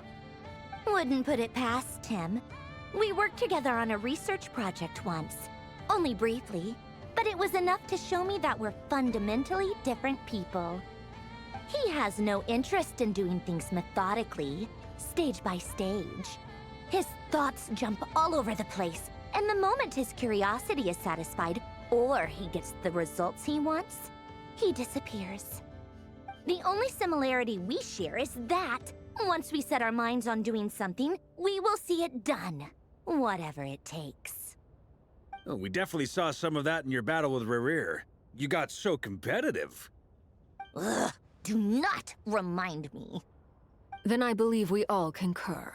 Dottore will not simply give up. Fantastic. Now this is turning into a whole day of unpleasant memories. Ugh. Are you talking about the moon marrow stuff? He also strikes me as the kind of person to disregard experimental regulations, ruin all the equipment, and go way over budget. Then leave the first person he can find to deal with the fallout. Exactly! This one time, he was running some high-temperature experiment and the substance exploded. But does he care? No! He orders his subordinates to open the device so he can observe the results, which causes the gas inside to leak out. That gas was poisonous! If I hadn't been there, who knows how many people might have died? And after all that, he left while I was still cleaning up after his mess. What a waste of time, he said. A waste of time? The nerve! He wasted my time! You've been bottling that up for a while, huh? Hat guy, I must say, you seem awfully familiar with internal Fatui affairs. Especially when it comes to Dottore. Thank you, Lady Harbingers, for providing such valuable information. I have no other questions for now, so I'll be on my way. Wait, what? You're just gonna leave? You're welcome to join if you want. Ugh. Just when Paimon thought he'd finally mellowed out. He makes quite the impression. I'll say. I've met tons of headstrong people, but not many of them would join me in bad-mouthing Dottore. Anyway, back to the main agenda. Barca, you said that Columbina has gone missing? Or rather, disappeared. Yeah. We're working on building a connection between her and this world. The simplest method is to find out her real name. I've actually asked her that question before, but she said she didn't know. Considering our relationship, I doubt she was lying to me. As far as I recall, she was never dispatched by Her Majesty to claim a gnosis or anything like that. The Tsaritsa's plans had long contained a place specifically for her. I always thought that was weird. What could she do that the rest of us couldn't? Knowing what we do now, it's probably something related to Kavaki, right? More than likely. When she first arrived, Columbina would often go to Her Majesty and ask when she could start the task assigned to her. But Her Majesty always gave the same reply. The time has not yet come. So she spent her days in Snezhnaya doing basically nothing. The Tsaritsa has summoned a beautiful blind maiden to be a harbinger, giving her the third seat by virtue only of her enchanting voice. It was a dumb and stupid rumor, but the reality of the situation made it hard to refute. And what happened after that? I imagine she stopped caring. She no longer seemed to care why she had been recruited.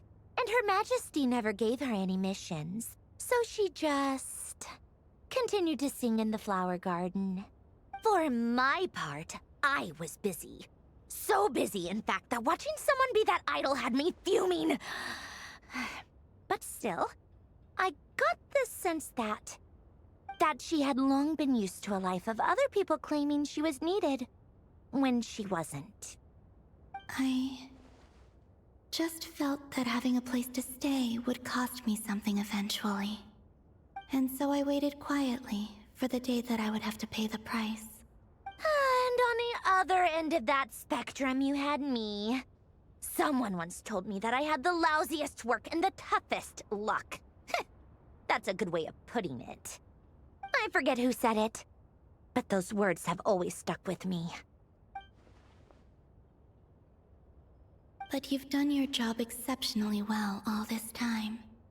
Because at heart, you are a conscientious person. What is it? Something come to mind?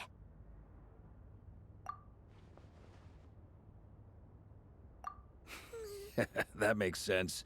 Nothing screams you are needed like your name shouted from across the town. Well, good luck with it. But But if you ask me, Colambina is still the most shoutable name. I'm just so used to it now, after all the arguments we've had. I can't be bothered trying to remember another name for her. Nor I. Sandrone. Harlequino.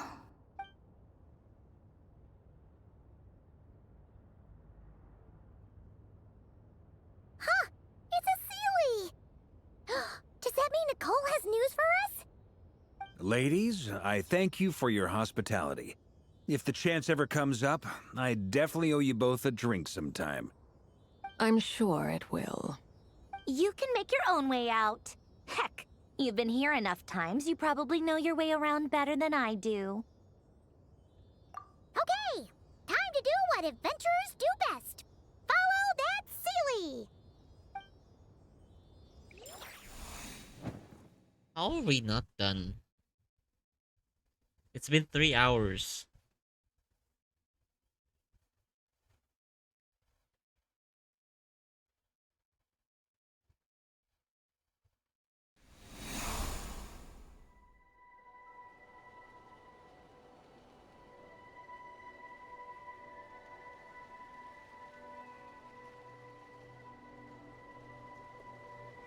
Here you are.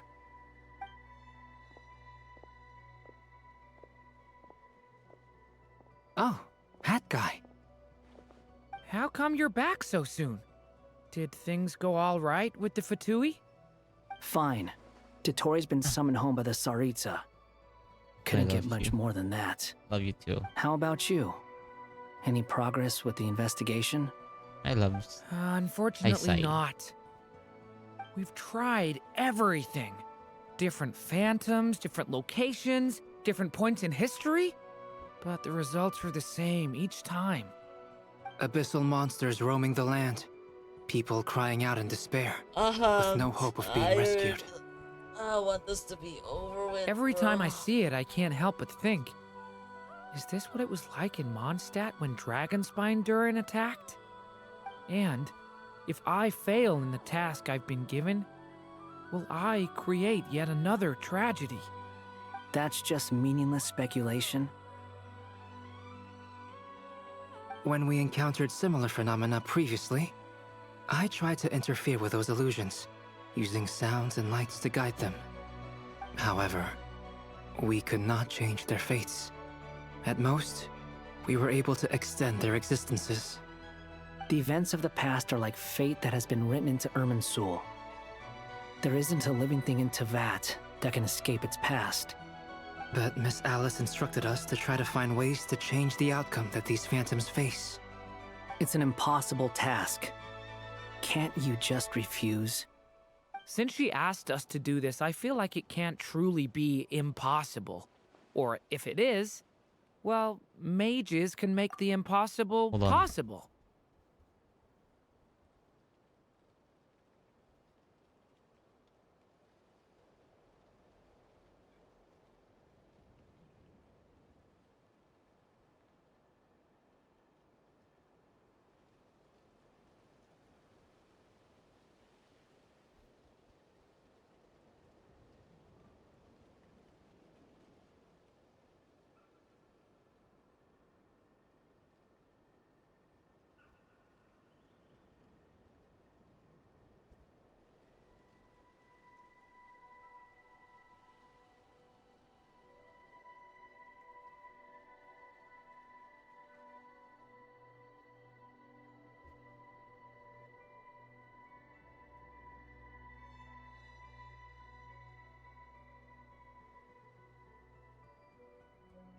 I could not have been born as Durin otherwise. But you also said that your past 39 attempts were fruitless. That's true. But you're still going.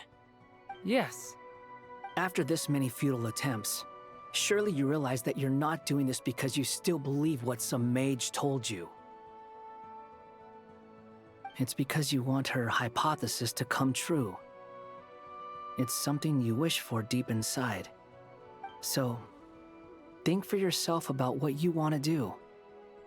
As long as you don't believe it's futile, it isn't. Yeah. Previous experience indicates that we cannot touch the phantoms, which limits the effectiveness of our interventions. If we want to clear this hurdle, we need to break this rule somehow. Same thought here. Following the same rules means repeating the same failures. Reducing ourselves to mere playthings of fate. So you mean we need to figure out a way to make contact with them despite knowing that we can't? Yes, and I suspect that's something only you are capable of. Everything in Teyvat is logged in Irminsul, but the withering that once occurred in Sumeru was a sign that the Great World Tree was being corrupted. This corruption allowed things that should not have existed in Teyvat to appear. This is tantamount to rewriting reality to an extent.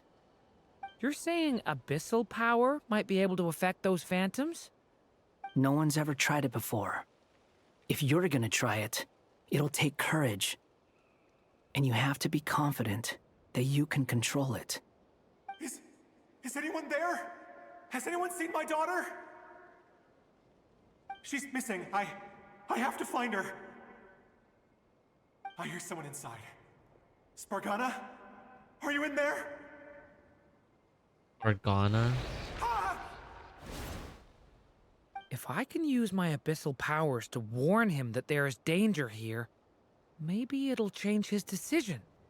Maybe he'll stay away. Yes. The important thing is not the nature of the power, but rather how you use it.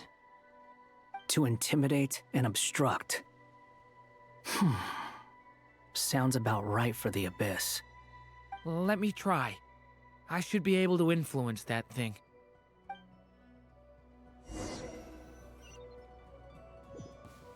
Have you seen a little girl? What? This isn't the time for that! Just run!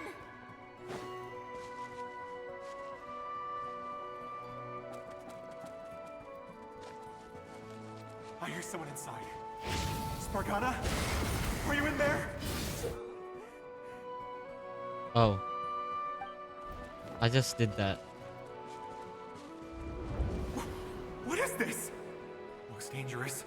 I should get out of here.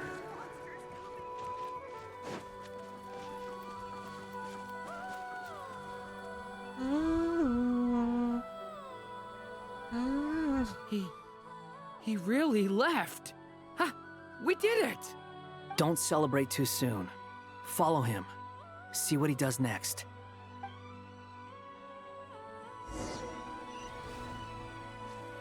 Monsters approaching from the front. You need to stop them and create an opportunity for him to hide.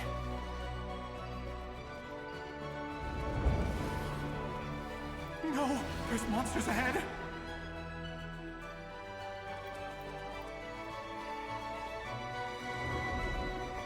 Wait, is that the barrier I saw earlier? Why is it appearing now? It's as if someone's controlling it.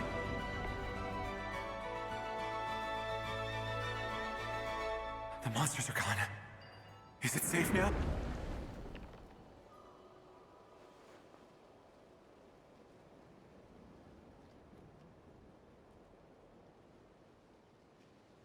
The barrier's gone too.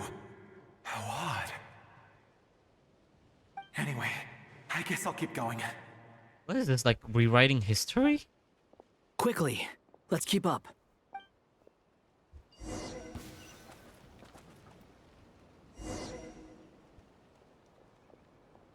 Wait, there was someone else here? Don't go any further. We've got anti-monster traps laid out everywhere. But my daughter must just be up ahead. I have to go. This way's blocked.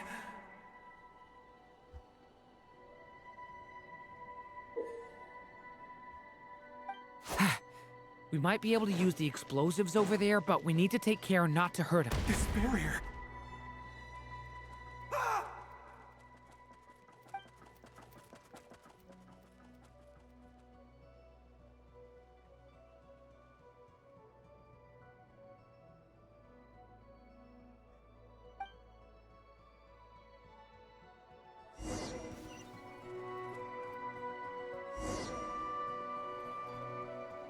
Wait, there was someone else here? Don't go any further. We've got anti-monster traps laid out everywhere. But my daughter must just be up ahead. I have to go. This way's blocked.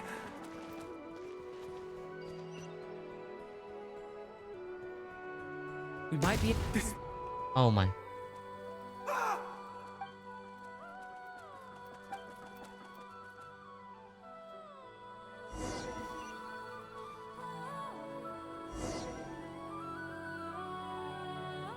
Wait, there was someone else here? Don't go any further. We've got anti-monster traps laid out everywhere. But my daughter must just be up ahead. I have to go. This way's blocked.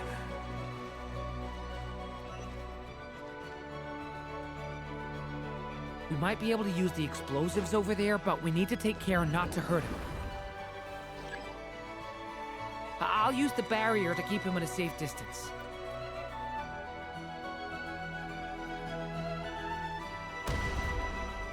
This barrier seems to be helping me somehow.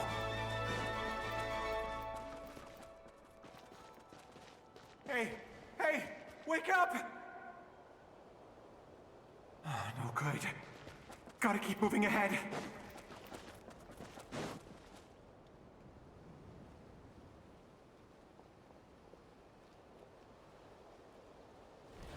So many monsters! There's still a chance, Durin. Use the traps.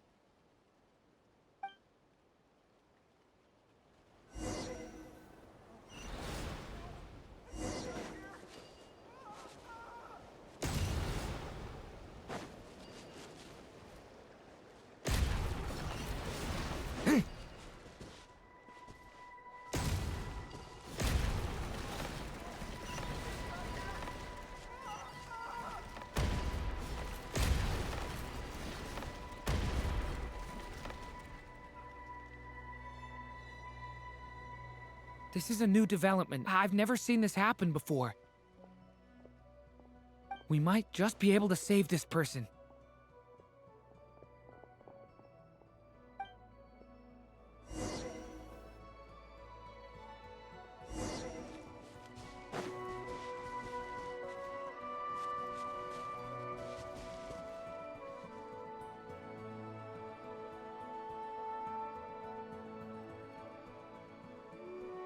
Hello there.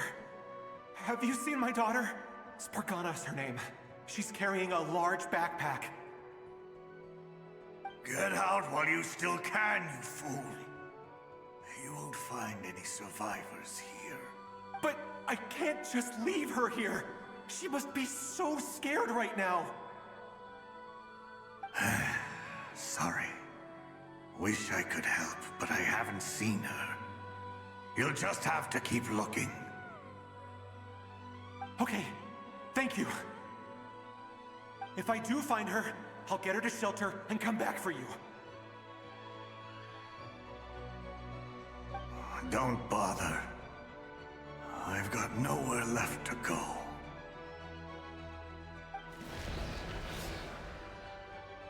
What's that noise? Monster! No, if he goes inside, he'll be walking into a trap. Let's try this once more.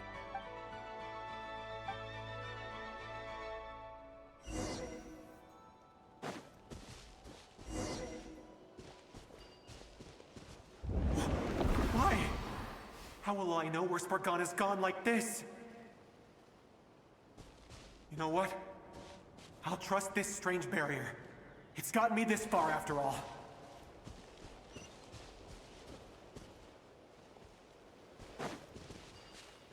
What? What's this? Spargana, are you there? Hey!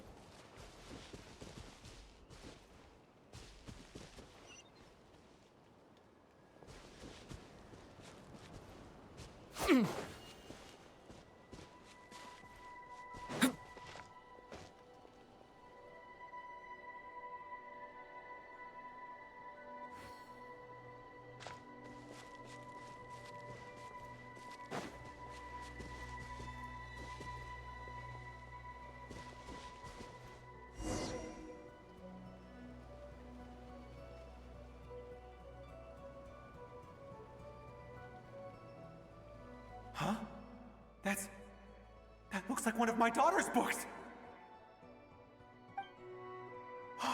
Thank you. Yes, it's one of hers for sure. That's her name on it right there. She left her backpack here. Durin, just like last time. Use the explosives.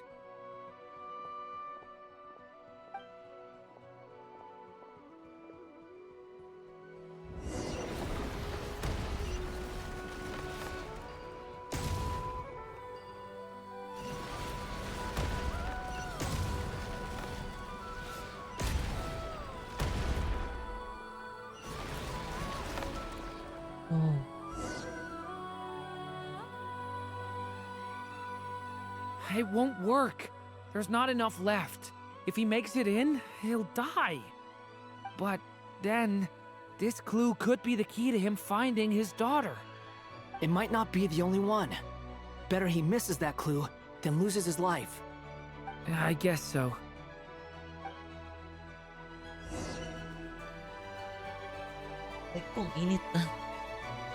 Stop him, Durin.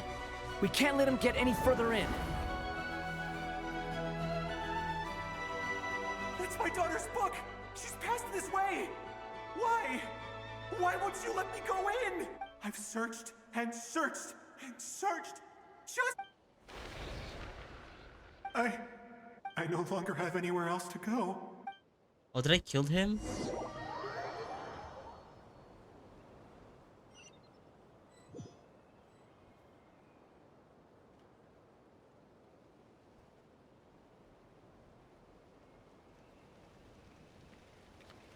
I'm sorry.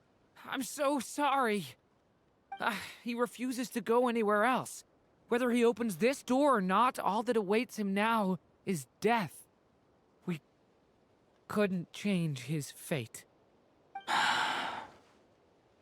Albedo? Hat guy? Let's try one more time. I don't know how we're gonna do this, but I don't want to give up either.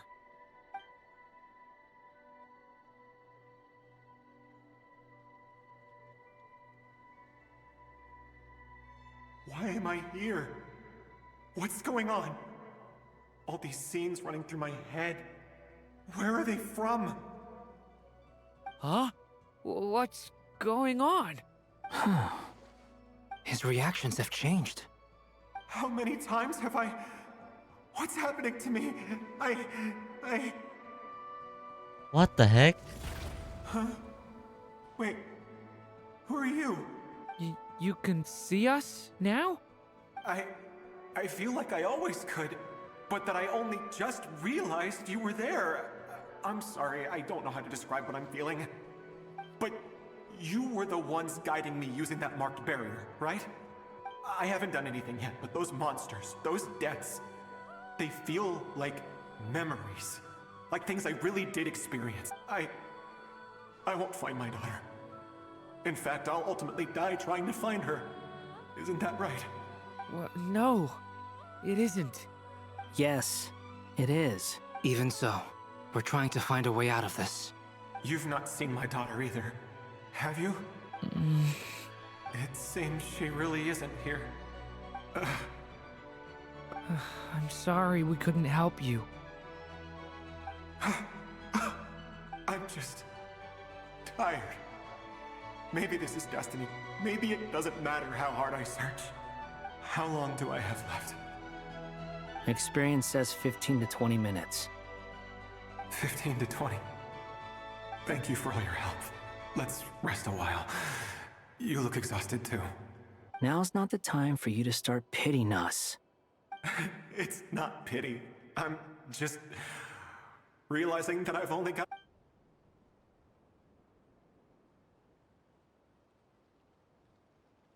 You say you're from Mondstadt, yes? A place with windmills, where people enjoy limitless freedom? And you're from Sumeru, where they've built an academy into a giant tree? Yes. It seems you've never heard of either place. Those names are unknown to me, I'm afraid, yes. Have you He's a heard of Conrian, right? Hyperborea? I have, but I heard that it was destroyed in the distant past. I see. That was where my ancestors once lived. What about Delphi Pytho? Was it later rebuilt? I've never heard that name. Then what about Sal Vindaknir? I have seen that name on stone tablets on Dragonspine. But I'm afraid the only things left of that place are its ruins. I see. Sure enough, there was no way to turn this around, huh? I'm sorry. I was the one who asked to chat, but it seems like we're too many ages apart. There's barely any common ground to start from. It's alright. We did hear something new, at least. From how you speak of your lives, things must be going alright for you, I guess. They are. Mondstadt is a place of freedom and happiness. There's a lot of good people in the church and the Knights of Favonius, and even outsiders find that it's an easy place to feel at home. We have festivals a few times a year. Everyone gets together to drink, sing, and be merry. Sumeru is a lot more uptight. Not really the kind of place where you can relax. It's a nation fraught with problems wherever you look. But if all you want in life is to seek knowledge, I guess it's pretty much paradise. That's wonderful. In other words, after this all-devouring black tide passed, humanity did not merely avoid extinction, but rose to build prosperous civilizations anew. I mean, I can see you all right now. That must mean the future isn't a total mess, right? That's true. Well, time's almost up. Let's part ways, I think. Might be best if you don't waste too much time on me. The chances are slim, I know, but I'd like to spend these last few minutes looking for Spargana. If things work out, I'd love to tell her about what I've heard. May we meet again. Well, or not, most probably. In that case, may your wishes come true.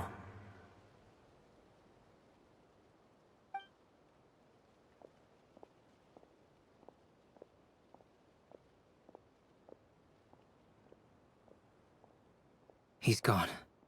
In a few minutes, he will meet the end that was his to begin with. The ending of this tale did not change, but I believe that we've just made the most progress we have yet. May your wishes come true. If only it were so simple. Hat Guy, could I ask you a question? You've never talked about your past. It seems complicated, and it weighs heavily on you, too. Would you be willing to tell me about it? I mean, sometimes it's better to get things out in the open. Take that guy we try to help, for instance. At least he said goodbye. I know about Albedo's past. Our experiences are very similar, and he created me. As for you, you're my first friend, and you've witnessed every step I've taken. But by comparison, I know nothing about you. Either way, I mean, we're still best friends. But if I knew more about so you, cute. I might understand your thoughts a bit better. I've told you about myself. I'm a student at the Academia. And what did you do before that? Prepared for the entrance exam? Oh my god. All right. If you really don't want to talk about it, I won't press you any further. I was a puppet built from the branches of a white tree, using technology left behind by the Conrian schools of mechanical engineering. A white tree? You mean an Irminsul tree? Yes, a branch of Irminsul that was once connected to the main tree. So you had a human creator too? Yeah, but my creator abandoned me after deciding that I was a failure. After that,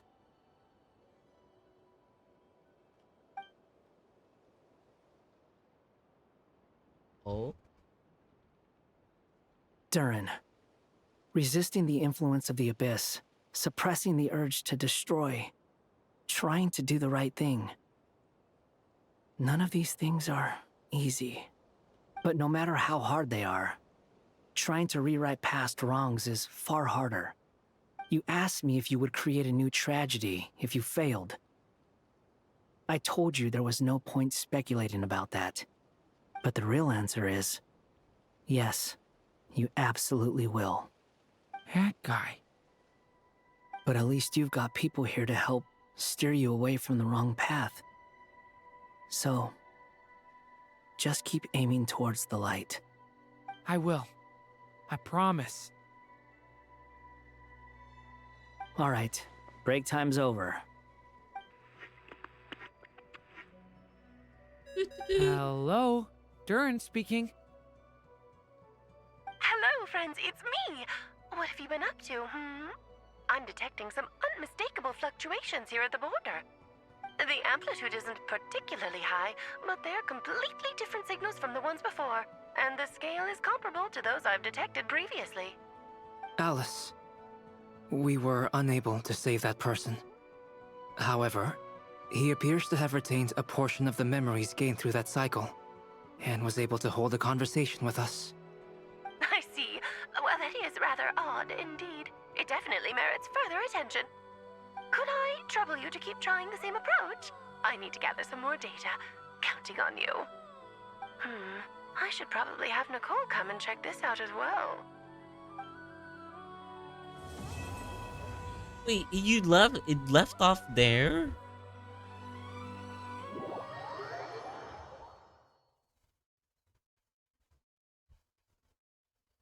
What?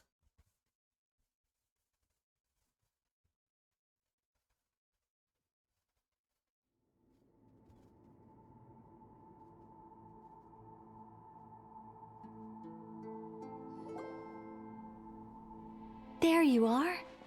I was worried you might stop to collect treasure chests opened by the Seelie along the way.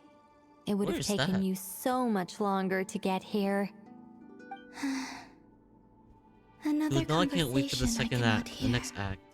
I am delighted to see that you understand what takes priority, and that your adventurer's instinct has not swayed your resolve. Really, I must applaud you for it. You should know. Paimon's head. Okay, I'll try and keep it short.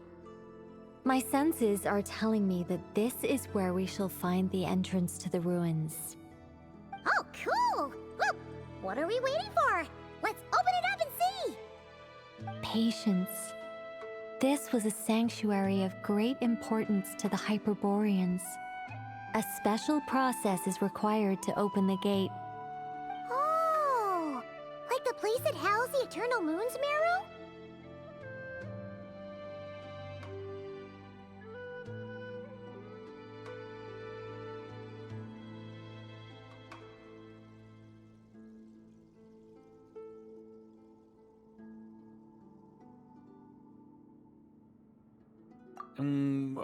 Okay, so what's the plan? Need us to do anything? And just a short version, if you can. Ah. Alright then. I was planning to start with some background on the invention of these techniques. Are you sure you don't want to hear it? It's quite informative. Remember what you were saying about priorities? Fine. Simply put, we need 3 human representatives to successfully undergo a process of Kuvaki resonance. Think of it as a test from the 3 moon goddesses to see if the entrants are qualified, with the most recognizable qualification being Kuvaki. Pretty sure Lauma would ace that test. Oh, wait. But we need 3 people. I also have no doubt that the Moon Chanter would be qualified. But we would need 2 other people with the same constitution. Therefore, the most feasible method is not so much to follow the rules, but to figure out how the test functions and find a workaround. I've done some research, and it turns out the mechanism is rather crude. We'll simply need humans to stand before it who have sufficient Kuvaki energy within them. I'm with you so far. How do we get the Kuvaki in them? The easiest way would be transfusion. Take some Kuvaki from Nodcry's soil put it into the bloodstream, and get it circulating in the body. So we're going to cheat on the test? Precisely. There are other methods, but this is the simplest one. Cheating the system is much easier than trying to hide from it. Huh? Ah! Sorry? Does the idea of cheating upset you, Miss Lauma? No, that's not it. I suddenly had an idea. Ooh, what is it? It's about Moon Prayer Night. I figured out a way for Kuthar to join in the festivities. Huh? But as Paimon said, we need to have our priorities straight. Let's get back to the test. I'll follow up with Nefer on the festival arrangements. Oh, okay. Anyway, is this really the best method we have? A Kuvaki transfusion sounds dangerous, no matter how you slice it. If you think that's dangerous, wait till you hear the other methods. I'd be more than happy to go through them if you'd like. There are several. No need, we're good. Let's go with this one. Very well. Kuvaki transfusion it is. Now, I should mention that the risks can be greater or lower depending on individual compatibility. It would be rash to simply infuse the Kuvaki and hope for the best. If the body rejects it, the reaction can be quite severe. The symptoms are similar to another condition that some people living here suffer from, known as congenital Kuvaki sensitivity. So, before we execute our plan, I will perform a simple test of my own to see who is compatible and who is not. Once that is done, we will have to complete the resonance process as rapidly as possible. The participants must remain stationary while the Kuvaki circulates and bonds with them, and they mustn't eat or drink anything. What? No eating or drinking? That's some hardcore fasting. They'll all be monks by the time they're through.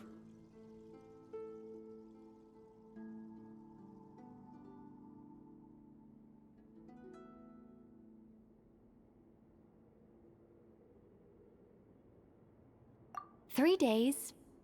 Oh, that's so long! And we still need to find 2 more people who are not just compatible, but also willing to volunteer. Fasting? What are they talking about? Really?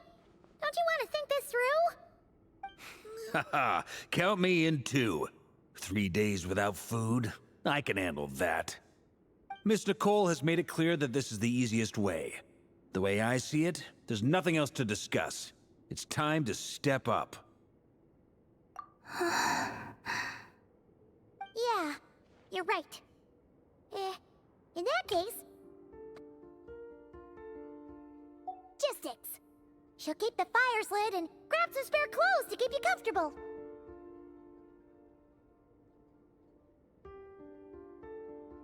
Then we'll start with you first, Traveler. Please step forward.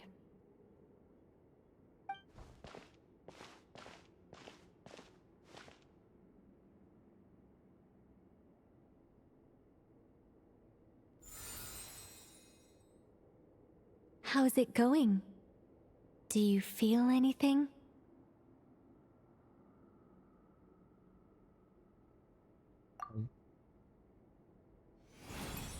How about now? No. And now?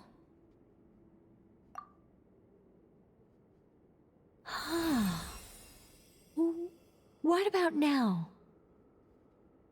You guys, it's not a competition, you know. All right, I'm officially impressed. Even as a descender, you can withstand far more than I imagined. It's like I summoned a giant stone titan to arm wrestle you, and your arm hasn't even moved an inch. In my last attempt, I infused 5 times the amount of Kuvaki required. Yes, safe to say, compatibility won't be an issue for you. You're eligible to join. Oh, pagkain. Wait lang.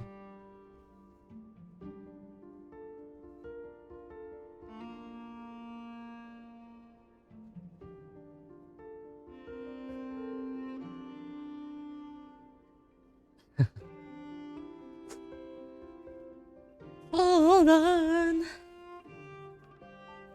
Kalat, no?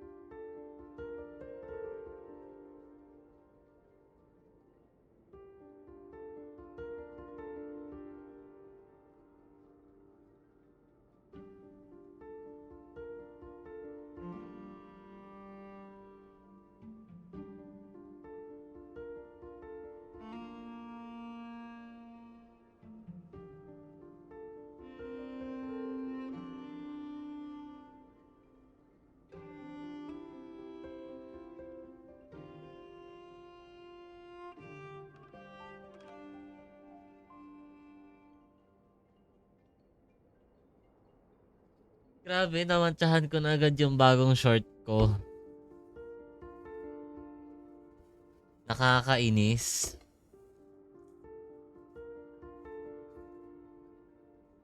You're next, Mr. Varka.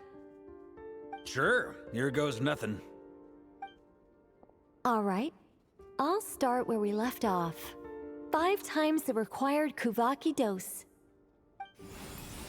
Whoa, whoa, whoa, hey, wait a minute. How's it going? No, not great. I kind of want to puke. Feels like I've been drinking too much.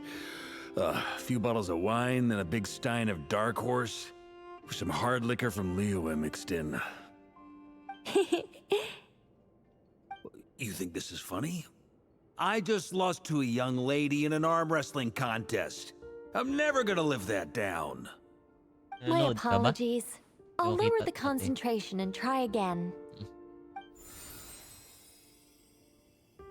Oh. How's it going now? I'm not as dizzy as last time, but I can still feel it pulsing around. In that case, you wouldn't be an ideal choice, Mr. Varka. Let's try someone else. Okay. Let's go ask some of our other friends then.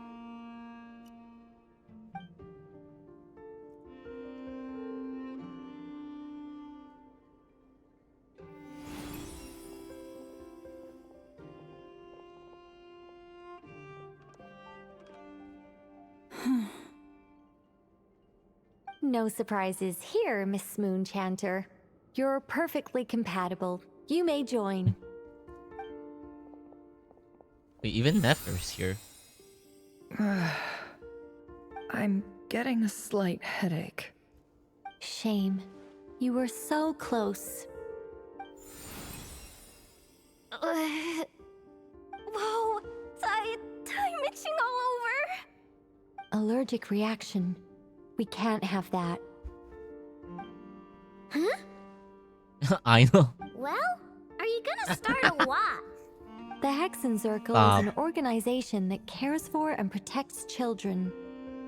We will not have them do dangerous things. Not even tests.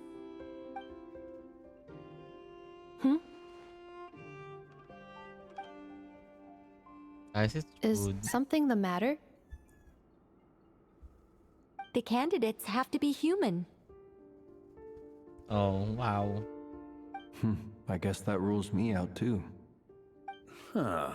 Everyone except the Moonshander got beaten. Guess I don't need to feel so bad after all.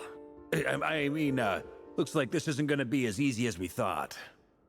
Perhaps I could ask for volunteers among the Frost Moon Scions. I'll see about talking to some trusted Lightkeeper colleagues. Itlua springs to mind. In fact, I think we had some former Frost Moon Scions join our ranks recently. Can you give me the scientific explanation for how the test works? I can probably make some kind of test bot. Then we can just zip through Nasha Town, going up to people and pressing a button to check their status. Wouldn't that be way easier? No. Wow! No elaboration for once. How about I contact the Knights of Favonia's garrison in the Wave Chaser plane? Shame that Lohan's already left. And that guy's even tougher than I am. Strange. The moon goddess is clearly revered by many people. So why is she on the brink of disappearing? She mentioned that the world has rejected her from the very beginning.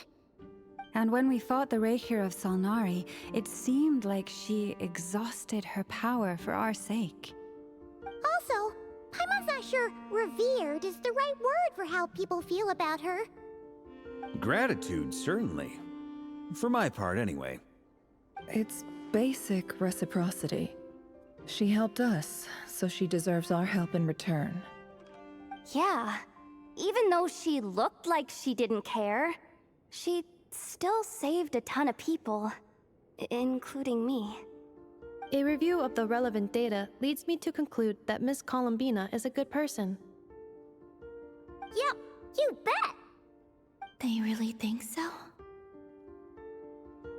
I'm super surprised that Columbina isn't her actual name, though. I think it really suits her.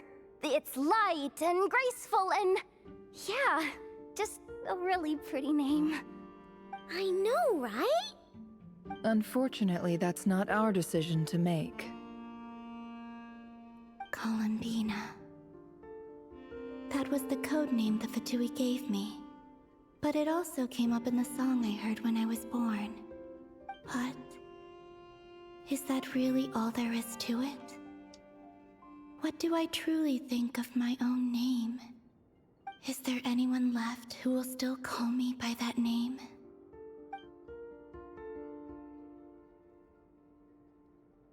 Me?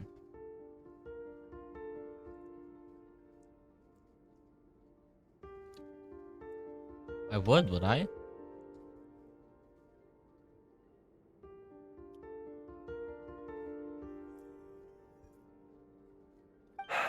Moonprayer Night is getting closer by the day. We're running out of time. We need to look for other candidates. Then allow me to try. Huh? What are you doing here? You contacted your friends via the Adventurers Guild. Sandrone has been keeping an eye out for something like that, so she informed me.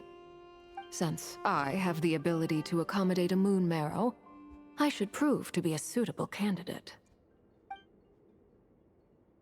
Arlecchino. When can we begin? I see. We can begin right away.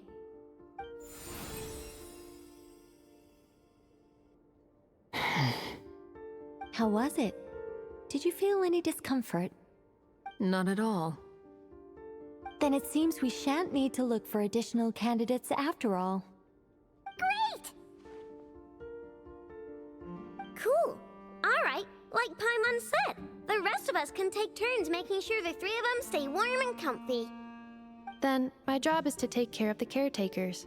I will ensure everyone receives food and accommodation.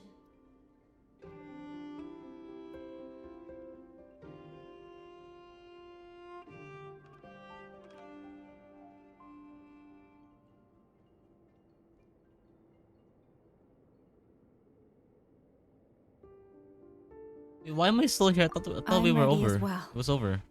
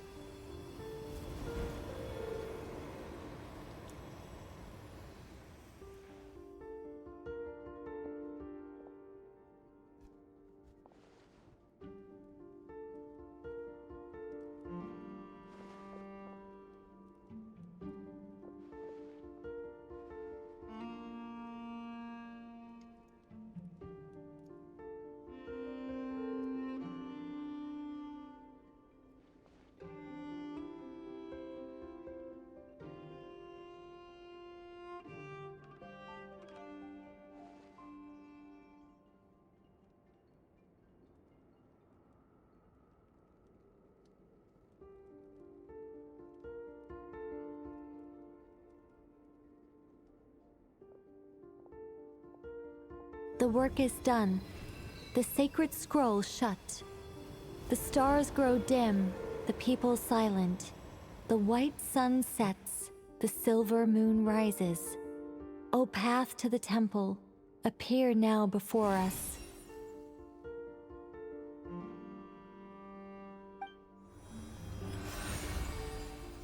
Door. Wow! It really opened! I'm done.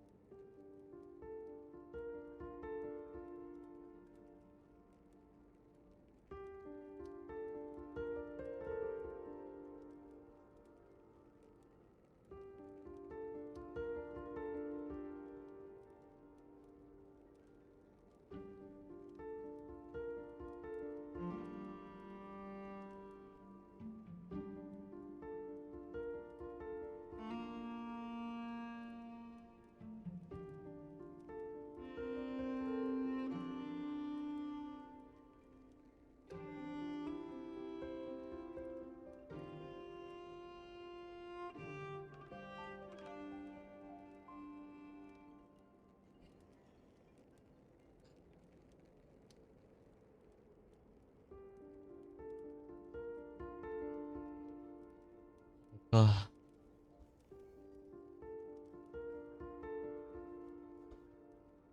So that's what all this is about. They've been trying to open this gate. Come, let us enter.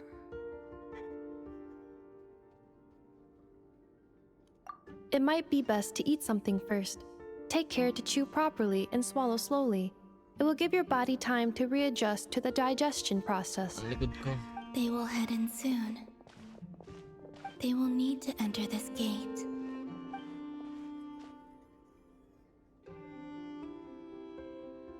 Huh? I cannot pass through. Is it because I have no physical body? It has been 3 days. My strength has all but completely faded. Can I really hold on until Moon Prayer Night?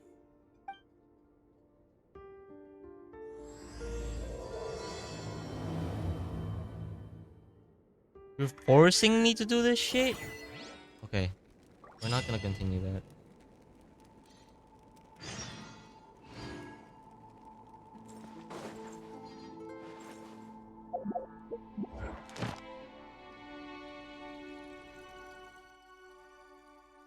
Have you, Hoda? Okay.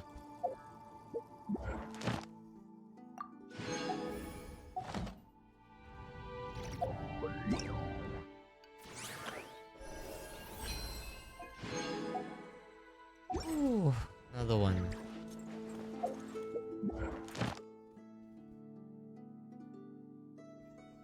All right.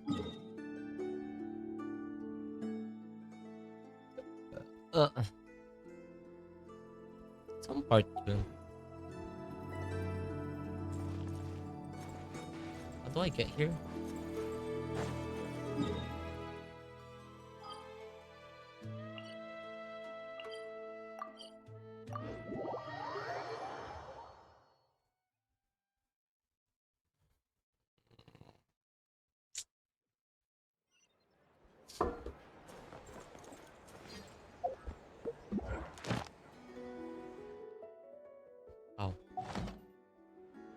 Ad Ash.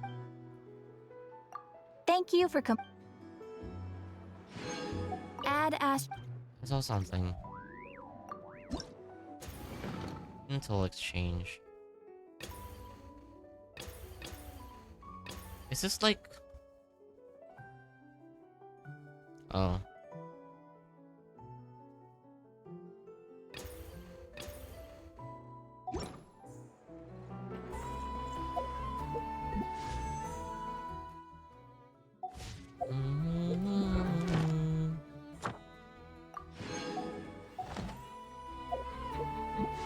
Got another pull.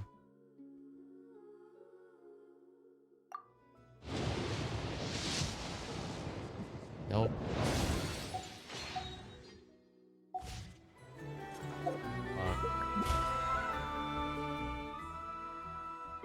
Ah, this sucks.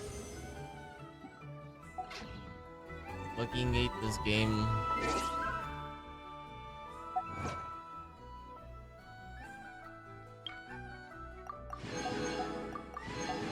I inherently hate this game. This land holds nothing but promise for adventurers. Wouldn't you agree? I better get me some alpacas. You're kidding. Once they You're haul kidding. everything over to Snezhnaya, Okay. make a little extra by selling their... I'm done.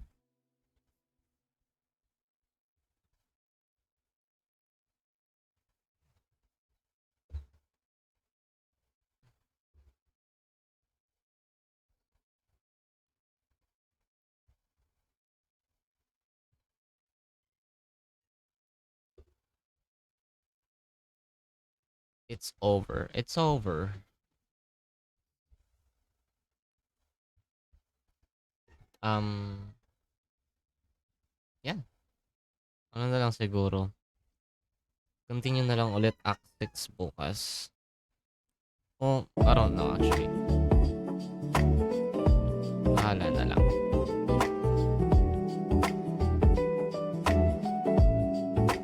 Kala ko 2 hours lang yun. average, I guess. Pero hindi man 2 hours eh. Mas mahaba pa nga. Okay.